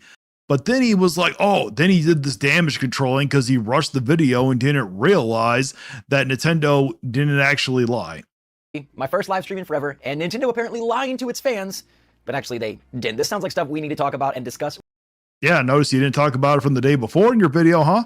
Probably because you didn't get the information correct. Yes, if we're being technical about it, if we're playing technicality, Nintendo said that they would not put their developed games on a game key card. That's what they said. Doesn't matter. It's irrelevant. We will. So what's going on, everybody? It's Zach from Switch Force. Hit that like button if you enjoy these videos. My first live stream in forever is going to be later today at noon Pacific. That is 3 p.m. Eastern. We're going to be checking out Animal Crossing New Horizons for the first time in forever. Come back for the jam because it has been a long time and we got to get things prepped and ready for that new 3.0 update. And I just want to say hi to all the familiar faces that have been gone probably for years because we have not played Animal Crossing in so dang long. Click the link in the description below Zach, get if you on want to with be ready it. for that and check that out. Should be fun. That is Thursday, noon Pacific, 3 p.m. Eastern. Anyhow, let's also talk about a new game coming to Switch 2. Ubisoft and Nintendo are working to bring Rogue. Okay, we're going to skip ahead a little bit. Let's skip it ahead. There we go. Hold on. Things that it's There we very go. hard to know what's actually going on and what's actually the truth. So when I saw people talking about Nintendo lied, look, Just so you know there, Retrofusion, the other people that co-own the game, they don't have platforms. So guess what? Pokemon is only on Nintendo. It is a first-party game. Bayonetta 2 is a first-party title. They don't own Bayonetta. Bayonetta 3 is a first-party title. Guess what? They don't own Bayonetta 3. Look, I saw this in a lot of places. I saw this in IGN. It's still first-party. Retro, stop having a brain fart. Stop defending Nintendo. That's what you're doing. What you're doing is damage controlling. Let go of that conditioning. And I saw this on RGT85's channel. A lot of people talking about Nintendo lied about game key cards. They said they would never have a Nintendo game be on a game key card. And then yesterday we had the whole debacle, the discussion about Pokemon Pokepia and how that's on a game key card. And we talked about it. We tried to dissect it. I gave you my theory on that. The Pokemon company just don't care and they want money. But Nintendo being a liar, that really got my spidey senses tingling. I was like, okay, that's even worse. That is... I've Googled it too. It's called Common Sense Retrofusion. Would you like me to introduce you to him? darn awful. You can't have a company lying and creating this pattern where they say something publicly and then they come straight back and do the opposite. And then I looked at the statement and I realized that people are insane. Nintendo did not lie, okay? So the claim that's being brought forth here is that Nintendo said that they had no plans, and this is a quote. Doesn't matter if they lied, it's still wrong. What you're doing, Princess Force, is you're damage controlling. Okay, they did lie. It is the bare minimum for Nintendo to put their first-party games on a physical cartridge. No plans to use game key cards for Nintendo-developed titles. And then people say, wah, Pokemon Pokepia, you lied. Except they didn't. Guys, I don't know why this is so difficult. I feel like throughout my years here on Switchforce, I've had to do things like this. Facts do matter. Common sense also matters, Retrofusion. Too many times where it's like, nobody gets And factually, you're incorrect. it, and people can't just correctly convey what's going on or correctly evaluate a situation, and they bring their own spin, and they say, well, it's almost that, and it's like, dude, you can't do that. That's not how facts work, and that's not how lies and truths work. Nintendo said that they had no plans to use game key cards for Nintendo-developed titles, and guess what? Pokemon Pokepia is not a Nintendo-developed title. And people say, It's a published title. It is a first-party title. well, it's a Nintendo-published title. Okay? Don't count. Nintendo did. It does to count. It's still wrong.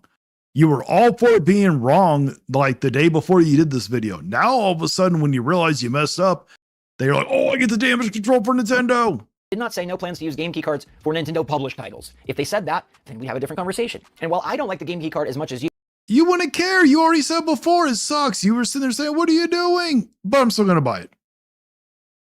I've already used Google. I already know it's a first-party title. The Pokemon has always been considered a first-party title, Retro. you, and while I think it is sort of sneaky, and I use that exact word It's still first-party. You just don't know what first-party is. many times in my video discussing this at length, they are using the Pokemon name, they are using a Nintendo published title, but they are not lying. And so Nintendo, while they can be taken to task for game key cards and for sneaking this in and for not giving us the full game on the physical cartridge and for cheaping out when the game is definitely not going to be the same size as Hyrule Warriors Age of Imprisonment, which clearly fit on a cartridge at 42 gigabytes, Pokemon Pokepia, I agree there, Variety Map Media, I agree. Geez, Nintendo defenders are just, boo, it's not. Are you trying to say boo or are you trying to say but it's not? Because boo, it's not doesn't make any sense, Retrofusion. First of all, doesn't deserve the slander. This game could be great. Second of all, Nintendo did not lie. It's hilarious to me that IGN is like, fans today have pointed to as a broken promise. And then YouTubers have been saying Nintendo lied. Now, to IGN's credit, they say, but of course, Pokemon is not a solely Nintendo-owned franchise, and Nintendo does not develop Pokemon games. Okay, technically Nintendo didn't lie. Guess what? It doesn't mean anything on how you're trying to put it there, Switch Force, because it's still morally wrong. What they're doing is screwed up. Hello, Vigilante. Also, Retro, think about it. It is a first-party title. Pokemon, agree, Pokefan. This is all Rumor, MS must shadow drop Fallout 3 remaster. It could. Who's MS? Is that Microsoft? LOL, wolf in sheep's clothing. I agree, Mario. also a game developed by Koei Tecmo, which last time we checked was not a Nintendo development studio. Therefore, this is not a lie. You don't have to like what they're doing, but you can't say they're lying because they're not. And I feel like You're only doing this because it's Nintendo. You're only damage controlling, making all these technicalities, going on a warpath because it's Nintendo here. Stop it, Switch Force. Do the right thing for once. I don't know, growing up in school, in debates, it was pretty cut and dry what truth versus lie meant, and now it's not. And so I just wanted to be very direct here and tell you, if you've seen this headline on IGN, on YouTube, on Twitter, on Blue Sky, on wherever you watch anything, they didn't. They made what I qualify as a poor decision. They probably got influenced by the Pokemon Company wanting to maximize dollars like they always love to do, but they didn't lie. They actually do. Unfortunately, facts don't live on your channel, Retrofusion. Facts don't live on Nintendo Primes or Player Essence. Your boy Nukem Nintendo. Oh, don't worry. I made that amazing video about Nukem too. I blasted Nukem Nintendo in a new song I made. And so I think the game key card conversation. Dongy, I want you and Fertanga to have cold beers with these guys and have a chill time. Well, I don't really drink. I'll have a cold glass of water with them. Probably needs to rest for a bit because this is just overboard. Like, until Nintendo developed titles are on game key cards, which according to them they will not be. You know what? Even if Nintendo was to put a developed title on a game key card, you would just move the goalposts. You will be fine with it because the video you did before this, you thought they actually did lie because you were saying that, oh, it's wrong what you're doing, but it really doesn't matter. I'm still going to buy the game. And let's be honest, are you going to miss out on these games because they're on game key cards? So it doesn't matter. You're not going to do anything, Switch Force. You didn't do anything the day before. You don't have to worry. Maybe Pokemon games will be on game key cards because they're a little slimy, shady, and they definitely want to suck up all the coins. But Nintendo games, that means the titles that you know are developed by Nintendo will not be on game key cards. And so, like, let's just see what happens.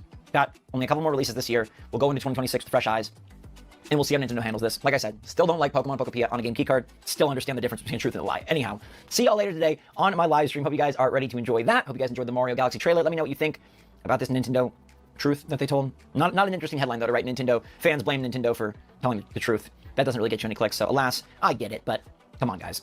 Nintendo. See, even he exaggerates his titles. There ain't nothing wrong with it. Unlike Player Essence always likes to make it out. They're frustrating. Nintendo, they're flawed. Very true, that PlayStation gamer. Nintendo fanboys somehow make Sony fanboys look sane. Oh, that is true.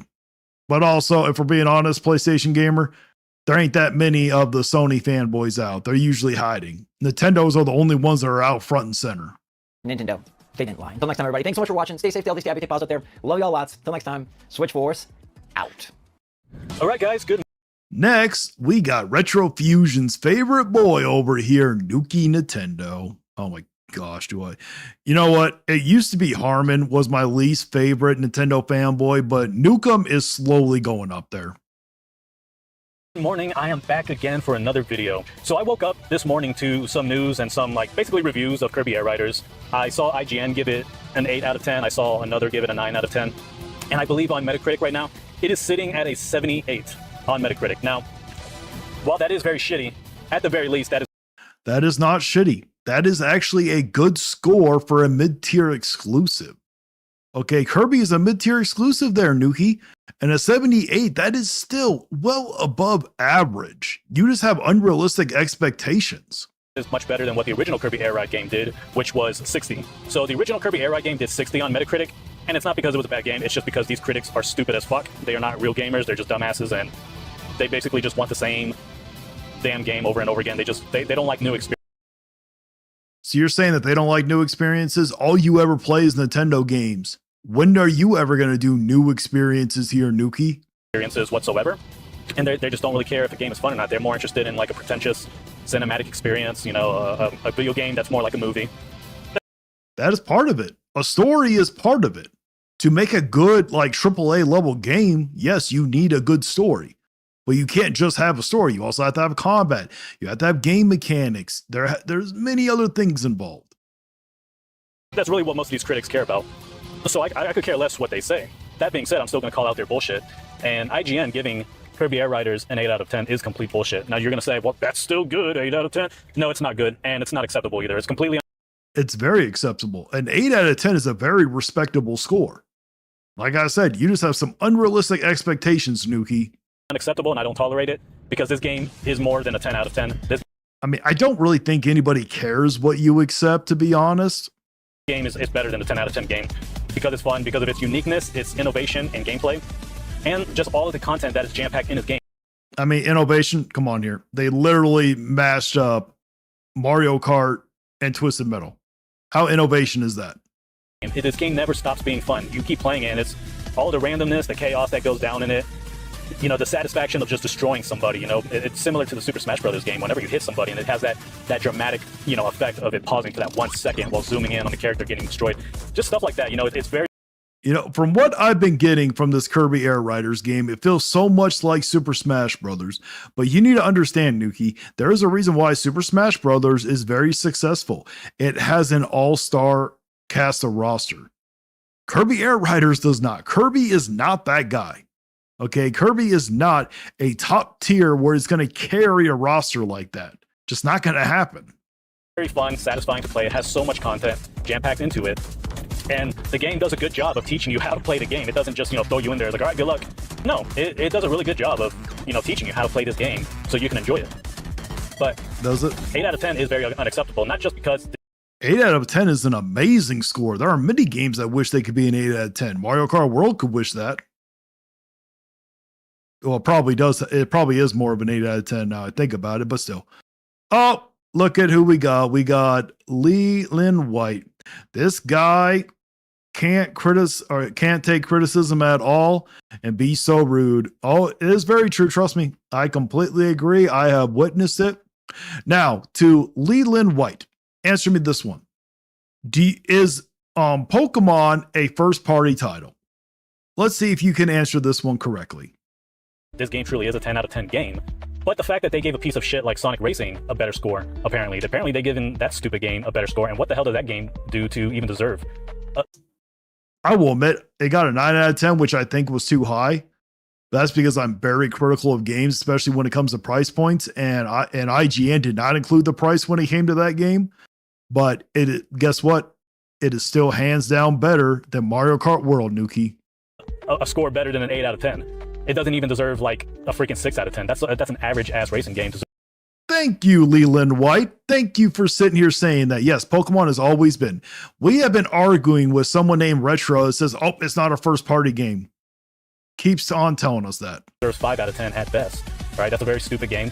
It looks stupid. It looks like shit. The art style, the graphics, I mean, it looks like trash. Looks very cheap. Definitely looks like a budget game.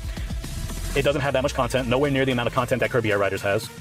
You must be talking about the Switch 1, because there's no way you could sit here and say that, oh, it doesn't look that good. That game looks phenomenally amazing. What the hell are you talking about?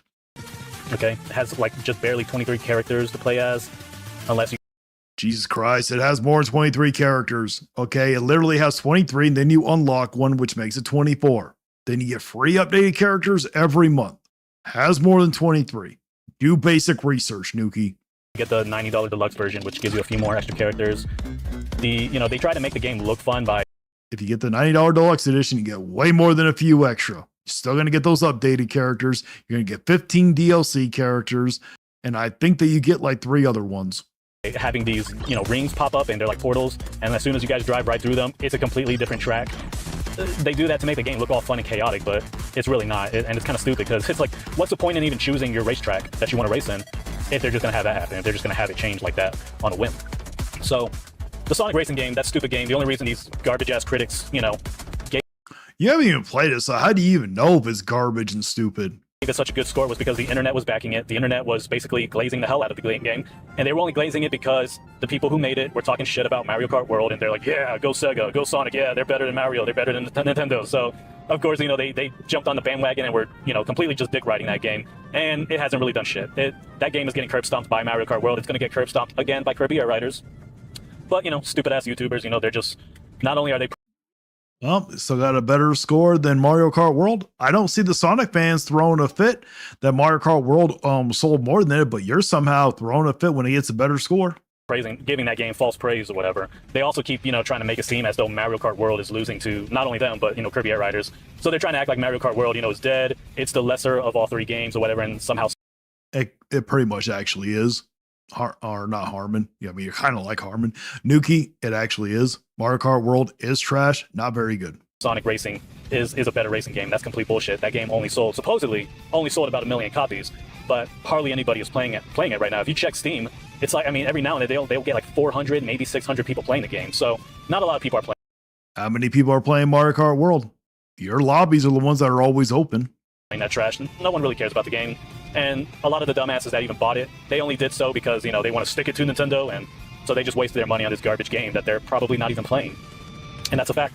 So, yeah, there's a lot of bullshit going on with IGN and all of these different reviewers giving Kirby Air There's always been bullshit going on with IGN. They gave Dragon Age of Elgard a 9 out of 10. They gave Donkey Kong Bonanza a 10 out of 10. Nuki, you don't get to pick and choose when you want to call out IGN. Writers, you know, a pretty shitty score. Look, the lowest score you can give this game that I would tolerate would be a 9.5 out of 10, and that's it. You know what the sad reality is? He actually hasn't even played Kirby Air Riders yet. This video came out before it even released, before he even picked up his copy.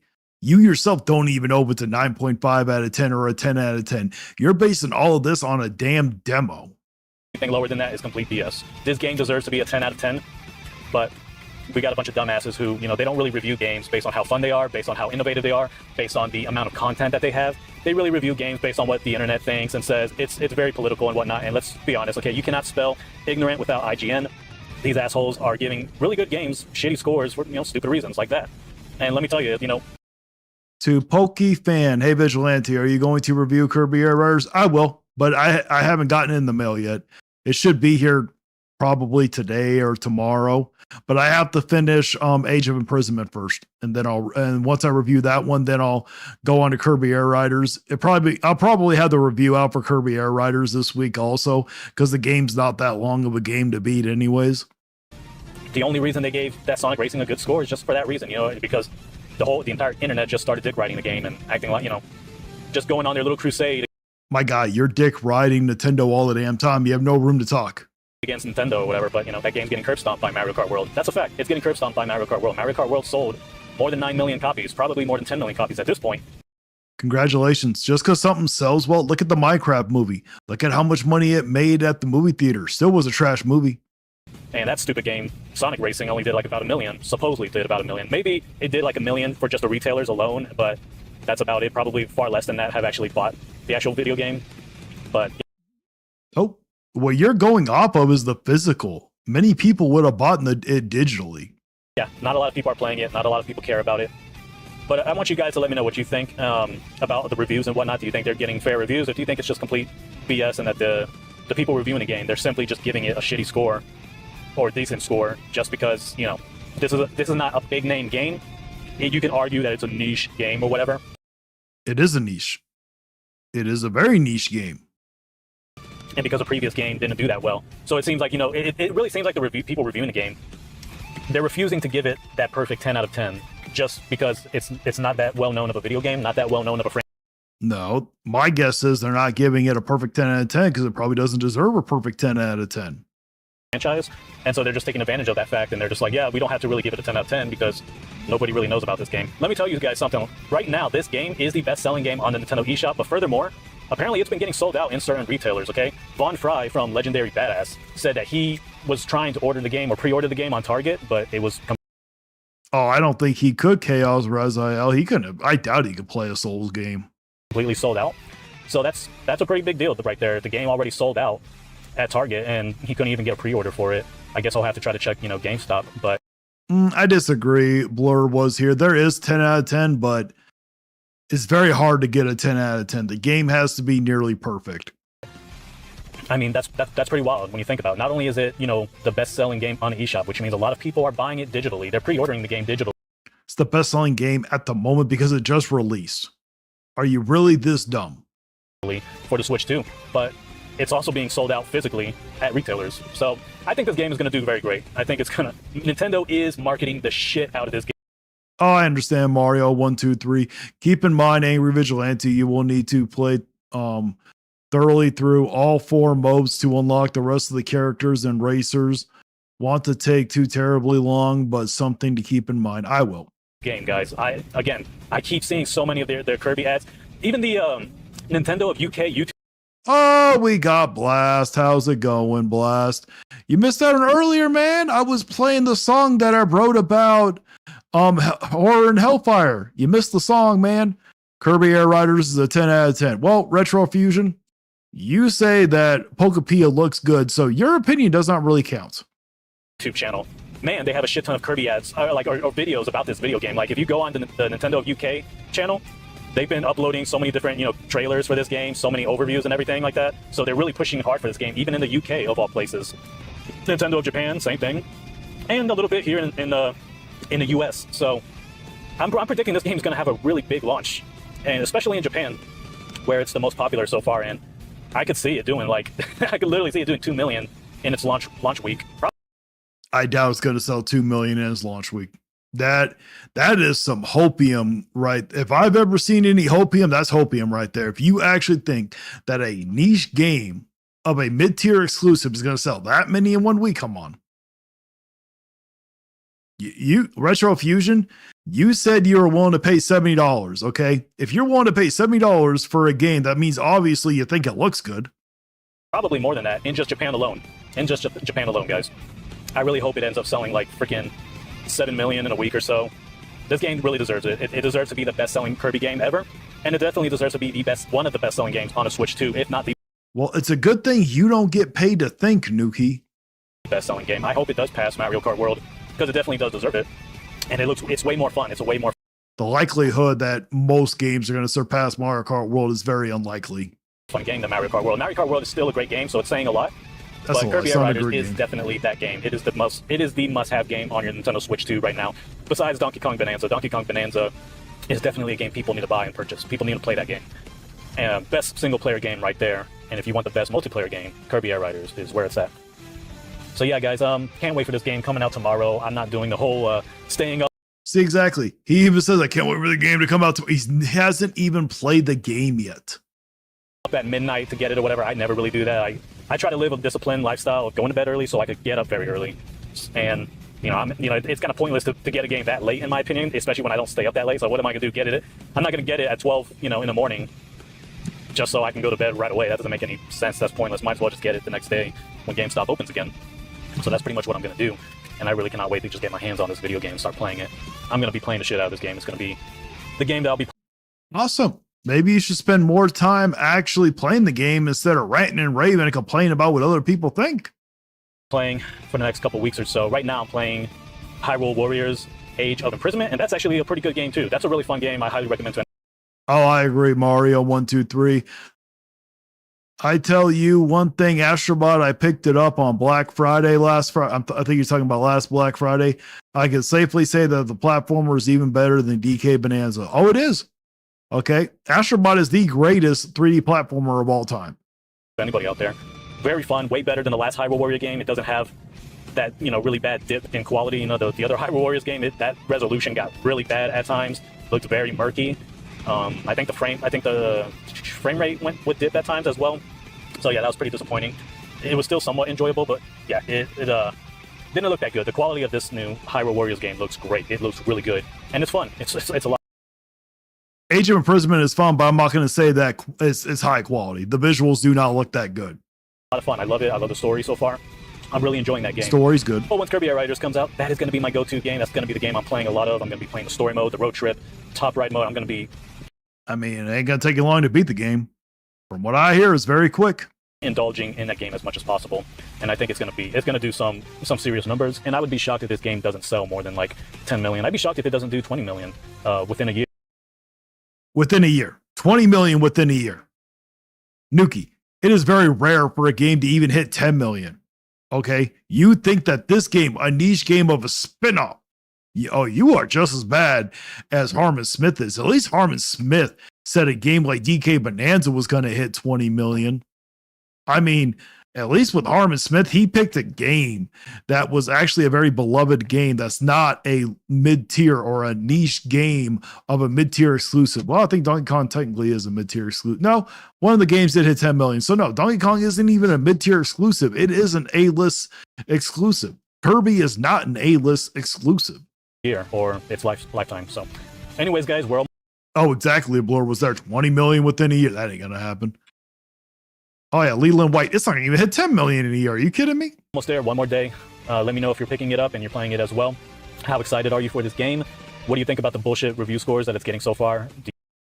I don't, most actual influencers, Player Essence, Nintendo Prime, they're all actually happy with the score. They thought it's about right because they're a little bit more reasonable. I can't believe I'm actually saying Player Essence is reasonable, but them two are more reasonable than this joke of a person is. Do you agree with me that this game should be a 10 out of 10? No. I think the only one that agrees with you is maybe Harmon Smith. And you are his mini-me. Everywhere. Or do you think 8 or 9 is a fair score? I don't think so. I think it should be a 10. I'll tolerate 9 out of 10, but 10 out of 10 is what it really should. I don't think anybody really cares what you tolerate. I'm actually really looking forward to the Game Awards because I want to see how bad this guy freaks out. I really do. Should be. So let me know what you think in the comments below. I will reply to all of your comments after I get done working out and checking back. Let me know what you guys think in the comments below. Hit the like button. Do not forget to hit that like button. Do not forget to share this video with your fellow Kirby fans and with anybody else out there who Do not plays share Nintendo. this video. Subscribe if you're new to this channel. Do And not it doesn't- subscribe. I don't even care if you don't like the channel. Just do it anyways because it's going to really help out. It's actually not going to help out. I don't know if you must be that simple-minded, but you do understand if you have someone subscribed that does not plan on watching your videos, they become a dead subscriber and it actually doesn't help out your channel.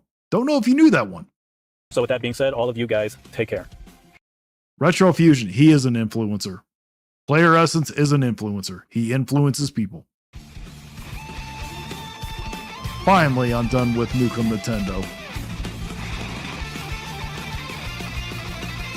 Huh, guys? Like, usually it's not We are doing another Harmon Smith on RGT85. He has been on a hard-on for RGT85. really worth talking about, but like there have been a handful of times where like I've seen this guy's like videos and like his thumbnails and like what he's talking about, and I kind of feel the need to address it. And now's a really good time to do it because I have not talked enough about how much I love Pokepia. Okay. You have talked well more than enough, Harmon. You do not need to continue talking about Pokepia, I promise you. Like Pokemon Legends EA was fantastic. I really, really enjoyed it. It is not RGT85 was one of those fantastic. guys who came out and said like, well, actually, the windows aren't high resolution enough. Like it was just unbelievably cringe, and I kind of laughed at it and wrote it.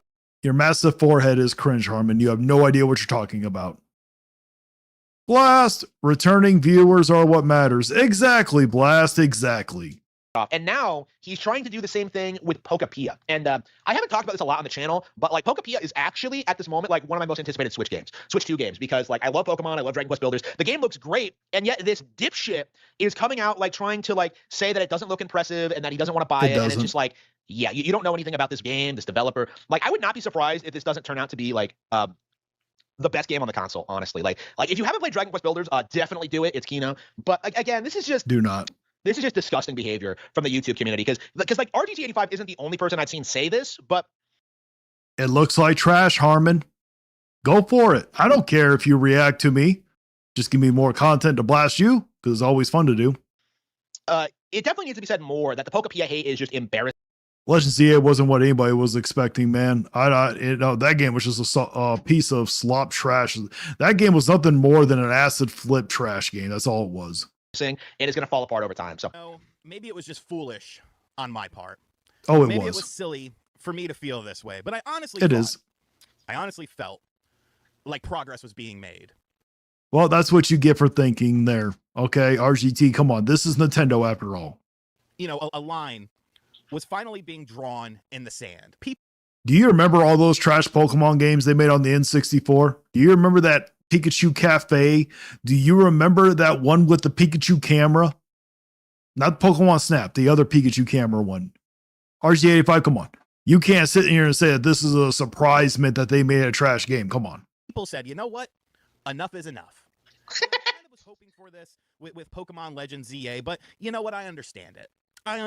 yeah, what a giant Okay, so to give you a bit of a brief lore breakdown, people have been complaining about Pokemon games since forever. You know, when the games came to Switch, the Pokemon hate became mainstream because of this idea that like, oh no, they're on consoles now, so they need to do this, this, and this. And in reality, they didn't. And so like people like RGT85 are seething constantly about the brand, about how it's so successful and so popular despite not doing obvious things. There you go. Hey, you Pikachu. Is that the one I'm talking about? Okay, I never played it, but when I was told it was trash. That other developers are doing, completely missing the fact that like Pokemon's actually quite a lot better than all of those other things. It's kind of ridiculous. I put like 48 No, hours it's not. into Pokemon Legends EA, which is significantly more than I think most AAA products and most games that like these kind of people hype up. Have you never played a PlayStation game? You can easily put more than 40 hours in one of those games. Am I right, PlayStation gamer?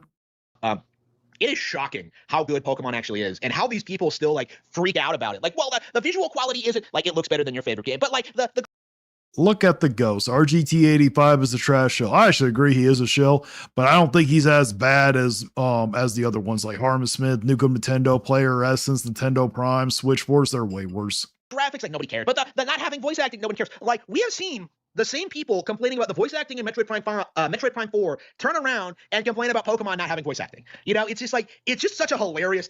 Well, it's usually the Metroid fans that are complaining about the voice acting more than anything. Double standard. Like, the simple fact of the matter is, not every. Uncharted is less than 3 hours long. What the hell are you talking about, Retrofusion? Have you ever played Uncharted? Okay, here, I'm going to look this up but from what I remember, Uncharted is a lot longer. Let's see here. Maybe if you skip every damn cutscene, it might be. Uncharted 1, how long to beat?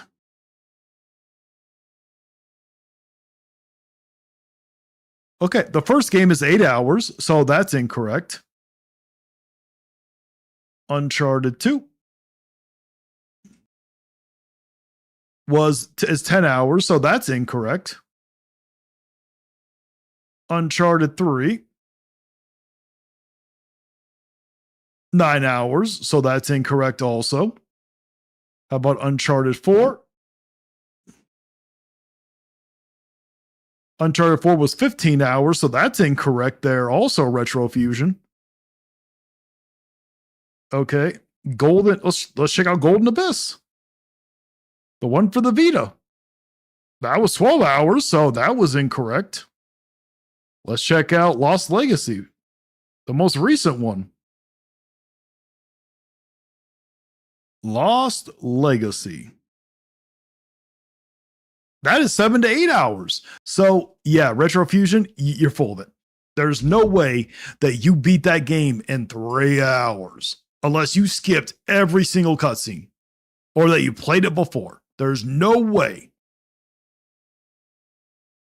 Oh, I agree, PlayStation Gamer, but I played every single Uncharted game they've ever made, and I have never came close to beating them in 3 hours. No, you're full of it, Retro. There's no way you beat the game in 3 hours. I literally just looked it up. That's factually incorrect. You cannot beat a game. You cannot beat an Uncharted game in 3 hours. Every game has to be the exact same. You know, that's kind of my mindset looking at this, is that these people genuinely think that Pokemon should try to be a typical AAA brand when it's not. Like, it's just unbelievably cringe. Understand it. You really liked Pokemon Legends, Arceus, however you say it. You thought that gameplay loop was fun. Hell, I thought that gameplay loop was fun. Oh, Miss Hellfire. She says, yeah, that's bullshit. It is. You missed your song, Hellfire. I played your song earlier I made about you. It's a new Nintendo Switch 2 game. You're looking for something. It's not even a Switch 2 game. Like, it also released on Switch 1, which is something that a lot of these people don't want to address at all. But to play on the Switch 2, I might not agree with your decision.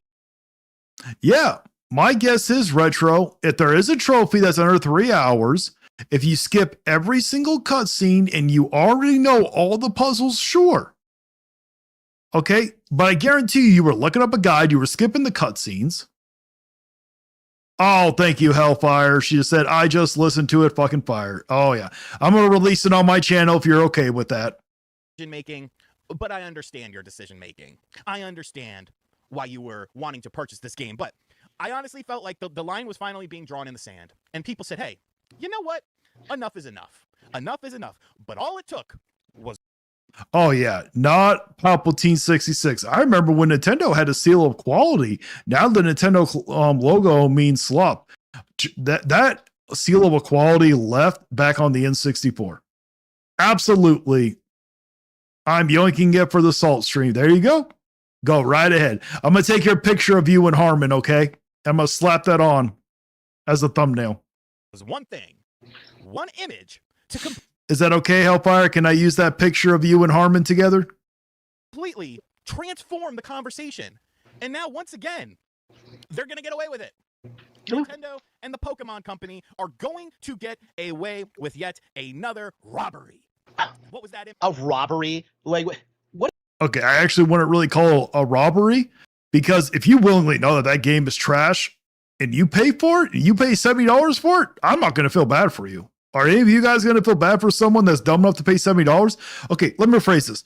If a kid goes to a store and sees it and decides to spend $70, I will feel bad for a kid. But for an adult, absolutely not. If you are an able-bodied adult and you have the right mindset, absolutely not. I'm not going to feel bad for you. What is this Oh, thank you, Hellfire. She says go for it. retard talking about? A robbery? They sold you a video game. one that has a ton of content, a lot of fun to play. Like, what is wrong with this? It was this little rabbit Pikachu looking Oh, something, God. little floppy ear. That's all it took to completely change. You know everybody's going to go crazy. They're going to want that damn Pikachu inside the damn main games. You already know what's going to happen. Well, at least we'll get a new type. What, a Ghost Electric Pikachu? The narrative around this Actually, it would be kind of cool. game to the point of where Nintendo and the Pokemon Company are going to be laughing all the way to the bank with your $70. Yeah, Mhm. so initially a lot of these people really thought that like Pokepia was going to be this disaster and that nobody would care for it and that like it would be this disappointing thing. And like the reality is like if you Harmon, nobody thought it was going to be a disaster. This is Pokemon. They don't know what standards are. actually play these kind of games, if you know a lot about Pokemon, this is like a super hype thing. And people like RGT85 can't handle it because he really thought he'd be able to grift off of the Pokemon hate thing forever. And yeah, it feels like as of Legends EA, it's completely dead in the water. Like fans are at the point where they're like really pushing back against this nonsense and they're like calling out these guys. Not really. You guys are attempting to do it, but you're not really. Blast 1314. I call it a bait and switch because of the game key cards. Nintendo said they were not going to do game key cards for their titles, but now they are. Oh, I agree. Oh, just wait, Blast. You're going to get retro going again. We all were literally arguing with them for 20 minutes on if Pokemon was a first party title or not. Just you wait now. And what they're saying, and it's really satisfying to watch. He is freaking out that Pokemon Legends EA was well received. You know, he's freaking out that this Pokemon Scarlet and Violet were well received, and he's freaking out about this. Like 3 huge hits in a row, and he's still trying to do this grift. Like Pokemon's on the way out, guys. I thought we were drawing a line in the sand. Like, no, you're not a Pokemon fan. You don't buy these games. You don't know anything about them, and You don't have to be you don't have to buy the games to be a Pokemon fan. I'm a Pokemon fan. I'm not going to buy slop games like this. Okay. Even if it visually looked good, I wouldn't be interested in it. I'm just not a cozy life sims game, but I wouldn't be trashing on it if it at least visually looked good. Well, if it's still being on a game key card, I'm going to blast it no matter what. don't know why people play them. And as a result of that, I can't take anything you say seriously. It is not second party retro fusion. It is first party. Mind you, for a game key card, a $70 game key card for a game that has no reason to be on a game key card from a company, Nintendo Facts. themselves, saying, well, we're not going to publish any game key card games. No, we're not. But they are, because they are publishing this game. And I guarantee you there are more to come. Nobody cares about the game key cards. There are many people caring. Have you not been on YouTube lately, Harmon? I'm sick of hearing about it. Just buy digital. And I know what you're saying to yourself. Okay, maybe you like digital. Not everybody likes digital, Harmon. RGT, you know what? Why do you talk about Pokemon if you're tired of it? And it's because at one point in time, many, many moons ago, Pokemon Red, Pokemon Blue. What a fucking retard. They always do this thing where they're just like, well, I was a big fan when Pokemon Red and Blue came out. Like, well, did you stick with it? Like, you know, Retro, you're complaining that we use that R word. How come you don't ever complain when Harmon uses the R word? know anything about it? Like, they always like try to have to appeal to like try to pretend that they're old fags. Like, I played these games back when they first came out. Yeah, well, guess what, genius? So did I, and I stuck with them, and I have a more nuanced opinion than you do. You don't know what you're talking about. He knows more about what he's talking about than you do, Harmon. Guess what? I played every single mainline Pokemon game that they've ever came out with. And guess what, Harmon? This game looks like trash. Blast. It's first party. Nintendo owns the Pokemon Company. All the main games are published by Nintendo, and no Pokemon game has been on a rival platform. It's first party. I agree with you, but they don't own the entire Pokemon Company. They only own part of it. Were bestowed upon the North American audience, and I was there. I'm only saying that because Retro's going to pop in and say that. I was there. Myself and Pecker Dupree. Pecker Dupree had Pokemon Blue. Who the hell is Pecker Pokemon Dupree? Red. And fun was had. We would watch the cartoon because the theme song was really good. And it was a fun time. And as Pokemon went on, yes, not a lot changed with it. But it was primarily dedicated to handhelds. And then when the console stuff came along, like... Yeah, the giant hope is that, like, well, now that it's on console, it has to be different. No, you fucking retard. Like, again, this is like a real problem we see in the gaming space. Is like, what's with this disrespect of handheld games? Like, I talked about this before, about how the Game Boy was a huge success, and yet, like, among, like, these kinds of weird console-centric people, there's this, like, inability to acknowledge games like, say, Super Mario Land 2, or, like, People, what are you talking about, Harmon? People don't sit here and disrespect handheld games all the damn time. You just take it as that because you like to say, oh, they're the greatest games ever. And people say, nope, they're not. Oh, finally you asked, because I haven't heard them cry about people using slurs yet. I've heard others complain about slurs. Just keep the same energy is all I'm saying. Well, most people don't really care about the R slur. The only reason why I brought it up was because you brought it up. Because the R slur really is not that bad. Unless you are one of those people that, I don't need to say we're all adults here. Y'all know what I'm talking about. There are people that mentally are not there. It's not their fault. So if you use that word against them, then it's wrong completely, 100%. Like The Legend of Zelda Oracle of Ages, like a lot of Game Boy games Oracle of Ages. Was that even a game? feel like they're kind of obscure because of this mindset is that like, well, they're not as good as the console equivalents. So like, they're not as good. Like, what are you talking about? They're Yes, that is true. If you go look at Deadly or Mortal Kombat Deadly Alliance for the Game Boy Advance, it was not as good as the console counterpart. Harmon, that is a fact. There are plenty of great Game Boy games that far surpass anything on console. Like Pokemon's probably the defining example of that, but there are plenty of examples over time. Like Luigi's Mansion Dark Moon, the only handheld game, purely handheld game in the series, is the best one. So I think you're the only one that thinks that. I've been hearing the complete opposite. Usually when people talk about the Mario or the Luigi Mansion games, the second one is the worst. Now, I like the second one. I like all three of them. But if I had to rank them all, yes, the second one was the worst of the three because it was the shortest. Pokemon Snap, they were fun little side adventures. And there was a lot of fun to be had there. But it's Okay. There's a difference if you have some type of mental. Okay, not all mental disabilities are equal. I'm not a psychiatrist, so we're not even going to get into this retro. time has gone on. It seems like the franchise never matured. yeah, never matured. Oh yeah, how dare this franchise never grow up? How dare it have this very specific vibe and personality? Like, oh, we should be using Pokemon to fight in wars. We should be like having sex with them in like these mini games. We should be like. No one even said. Why are you thinking sexual things about Pokemon, Harmon? Oh, Jesus Christ. There's something wrong with you in your damn head. Doing drugs with our Pokemon and snorting cocaine. Like, it's like, what the hell do you mean? You fucking retard? Like, oh, the games didn't grow up. Like, what are you talking about? Nobody wanted to see Pokemon grow up. That is just. Yes, we did, Harmon. Now, we don't really care to have sex with them. You're the one that's into that furry shit. We all know that you're doing something with that damn Pikachu. That is so obviously insane, and I'm so sick of hearing it from these man children. Like, oh, why did Pokemon grow up? It's like, it's like with Alan Moore. When he talked about this with when Watchmen came out. Well, I mean, everyone wonders why you haven't grown up yet. Like not came out, but when he talks about it, it's like you have these people who bitch about comic books not being like mature and like sophisticated, and it's just like, bro, they're comic books. like it's an immature medium. It's intended for little children who can barely read. Comic books are like the bottom of the barrel, like trash that with no cultural like impact whatsoever. They're not. Wait, did he just say that comic books had no? And what are you talking about? Without comic books, we would never had Marvel or DC. We would never had the Avengers movie. We would never had the Spider-Man movies. Are you seriously going to disrespect the Tobey Maguire Spider-Man trilogy? Harmon, you better not. Not intelligent. They're not sophisticated.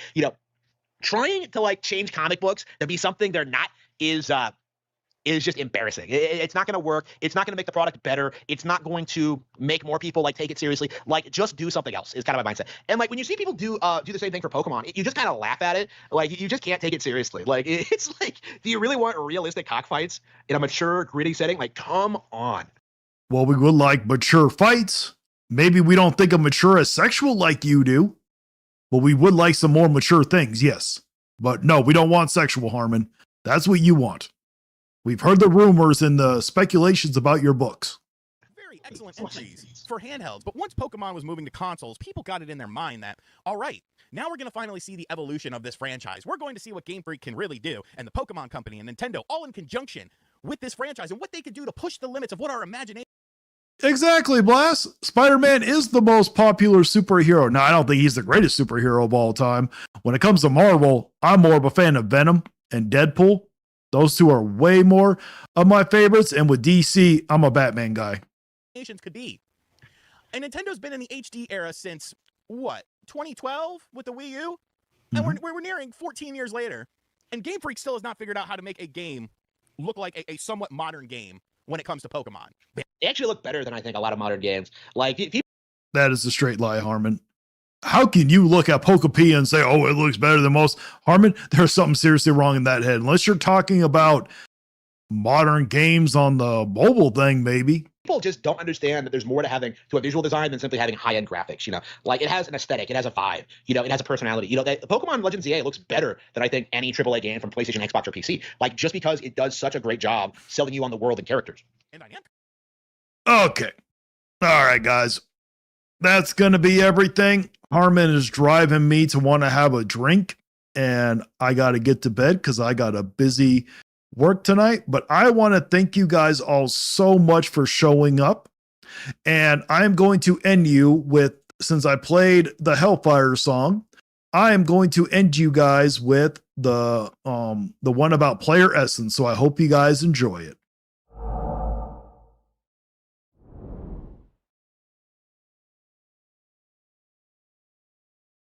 Hold on. I can't.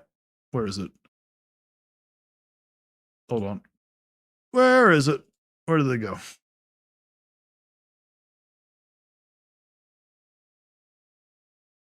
Come on.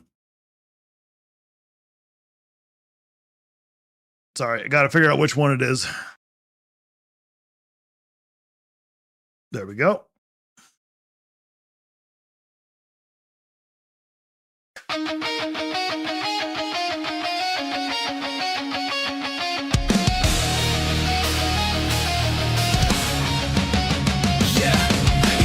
The timeline like he's scared of the truth. Every time the fans speak up, he just vanished from the booth. Swearing Nintendo's perfect even when the cracks show. He's patching holes and sinking ships like he's part of the payroll. Always preaching facts, but he's allergic to the proof. Talks tough on streams, disappears when things get uncouth. And every time that he comes down, he hits that magic switch. That dodge move combo, man, he's quicker than a glitch. Oh, he ducks the smoke like Floyd in the ring. Every criticism, he's fleeing again. Running in circles, he can't take the sting. Tell me, player essence, why you scared of everything? Cause you dodge and deflect, you never stand tall. Big talk online, then you're going fans call. Running from the truth like it's chasing you down. You're the king of the vanish, the ghost of the battleground. You dodge and deflect, yeah, we see what you do. Nintendo drops more nonsense and you swear it's brand new. Every anti-consumer move you claim is perfectly fine. Tell me, man, why does that hairline run faster than your spine? You hype up every sloppy launch, praising every broken game. While the fanbase begs for answers, you just shift around the blame. Talking quality and value while the prices hit the ceiling. How you call that pro consumer when the whole crowd's reeling. Yeah, we joke about the 4A, the high-rise empire look, but the problem ain't the shape, it's the L's you overlook. Every time a valid point rolls in, you hit the panic route. Sidestep, we've left, yep, that's another dodge out. He ducks the smoke like Floyd in the ring. Every criticism, he's fleeing again. Running in circles, he can't take the sting. Tell me, player essence, why you scared of everything? Cause you dodge and deflect, you never stand tall. Big talk online, then you're going fans call. Running from the truth like it's chasing you down. You're the king of the vanish, the ghost of the battleground. You dodge and deflect, yeah, we see what you do. Nintendo drops more nonsense and you swear it's brand new. Every anti-consumer move you claim is perfectly fine. Tell me, man, why does that hairline run faster than your spine? You say you're for the gamers, then why ignore the screams? Why defend the prices, the cuts, the broken dreams? Why sprint from every debate like you're dodging laser beams? Stand still for once, player, face the scene. Dodge and deflect, it's the same old sound. Running quicker than the rumors when the heat comes around. Maybe someday you'll face the truth without the fear, but till then, we'll be right here. Yeah!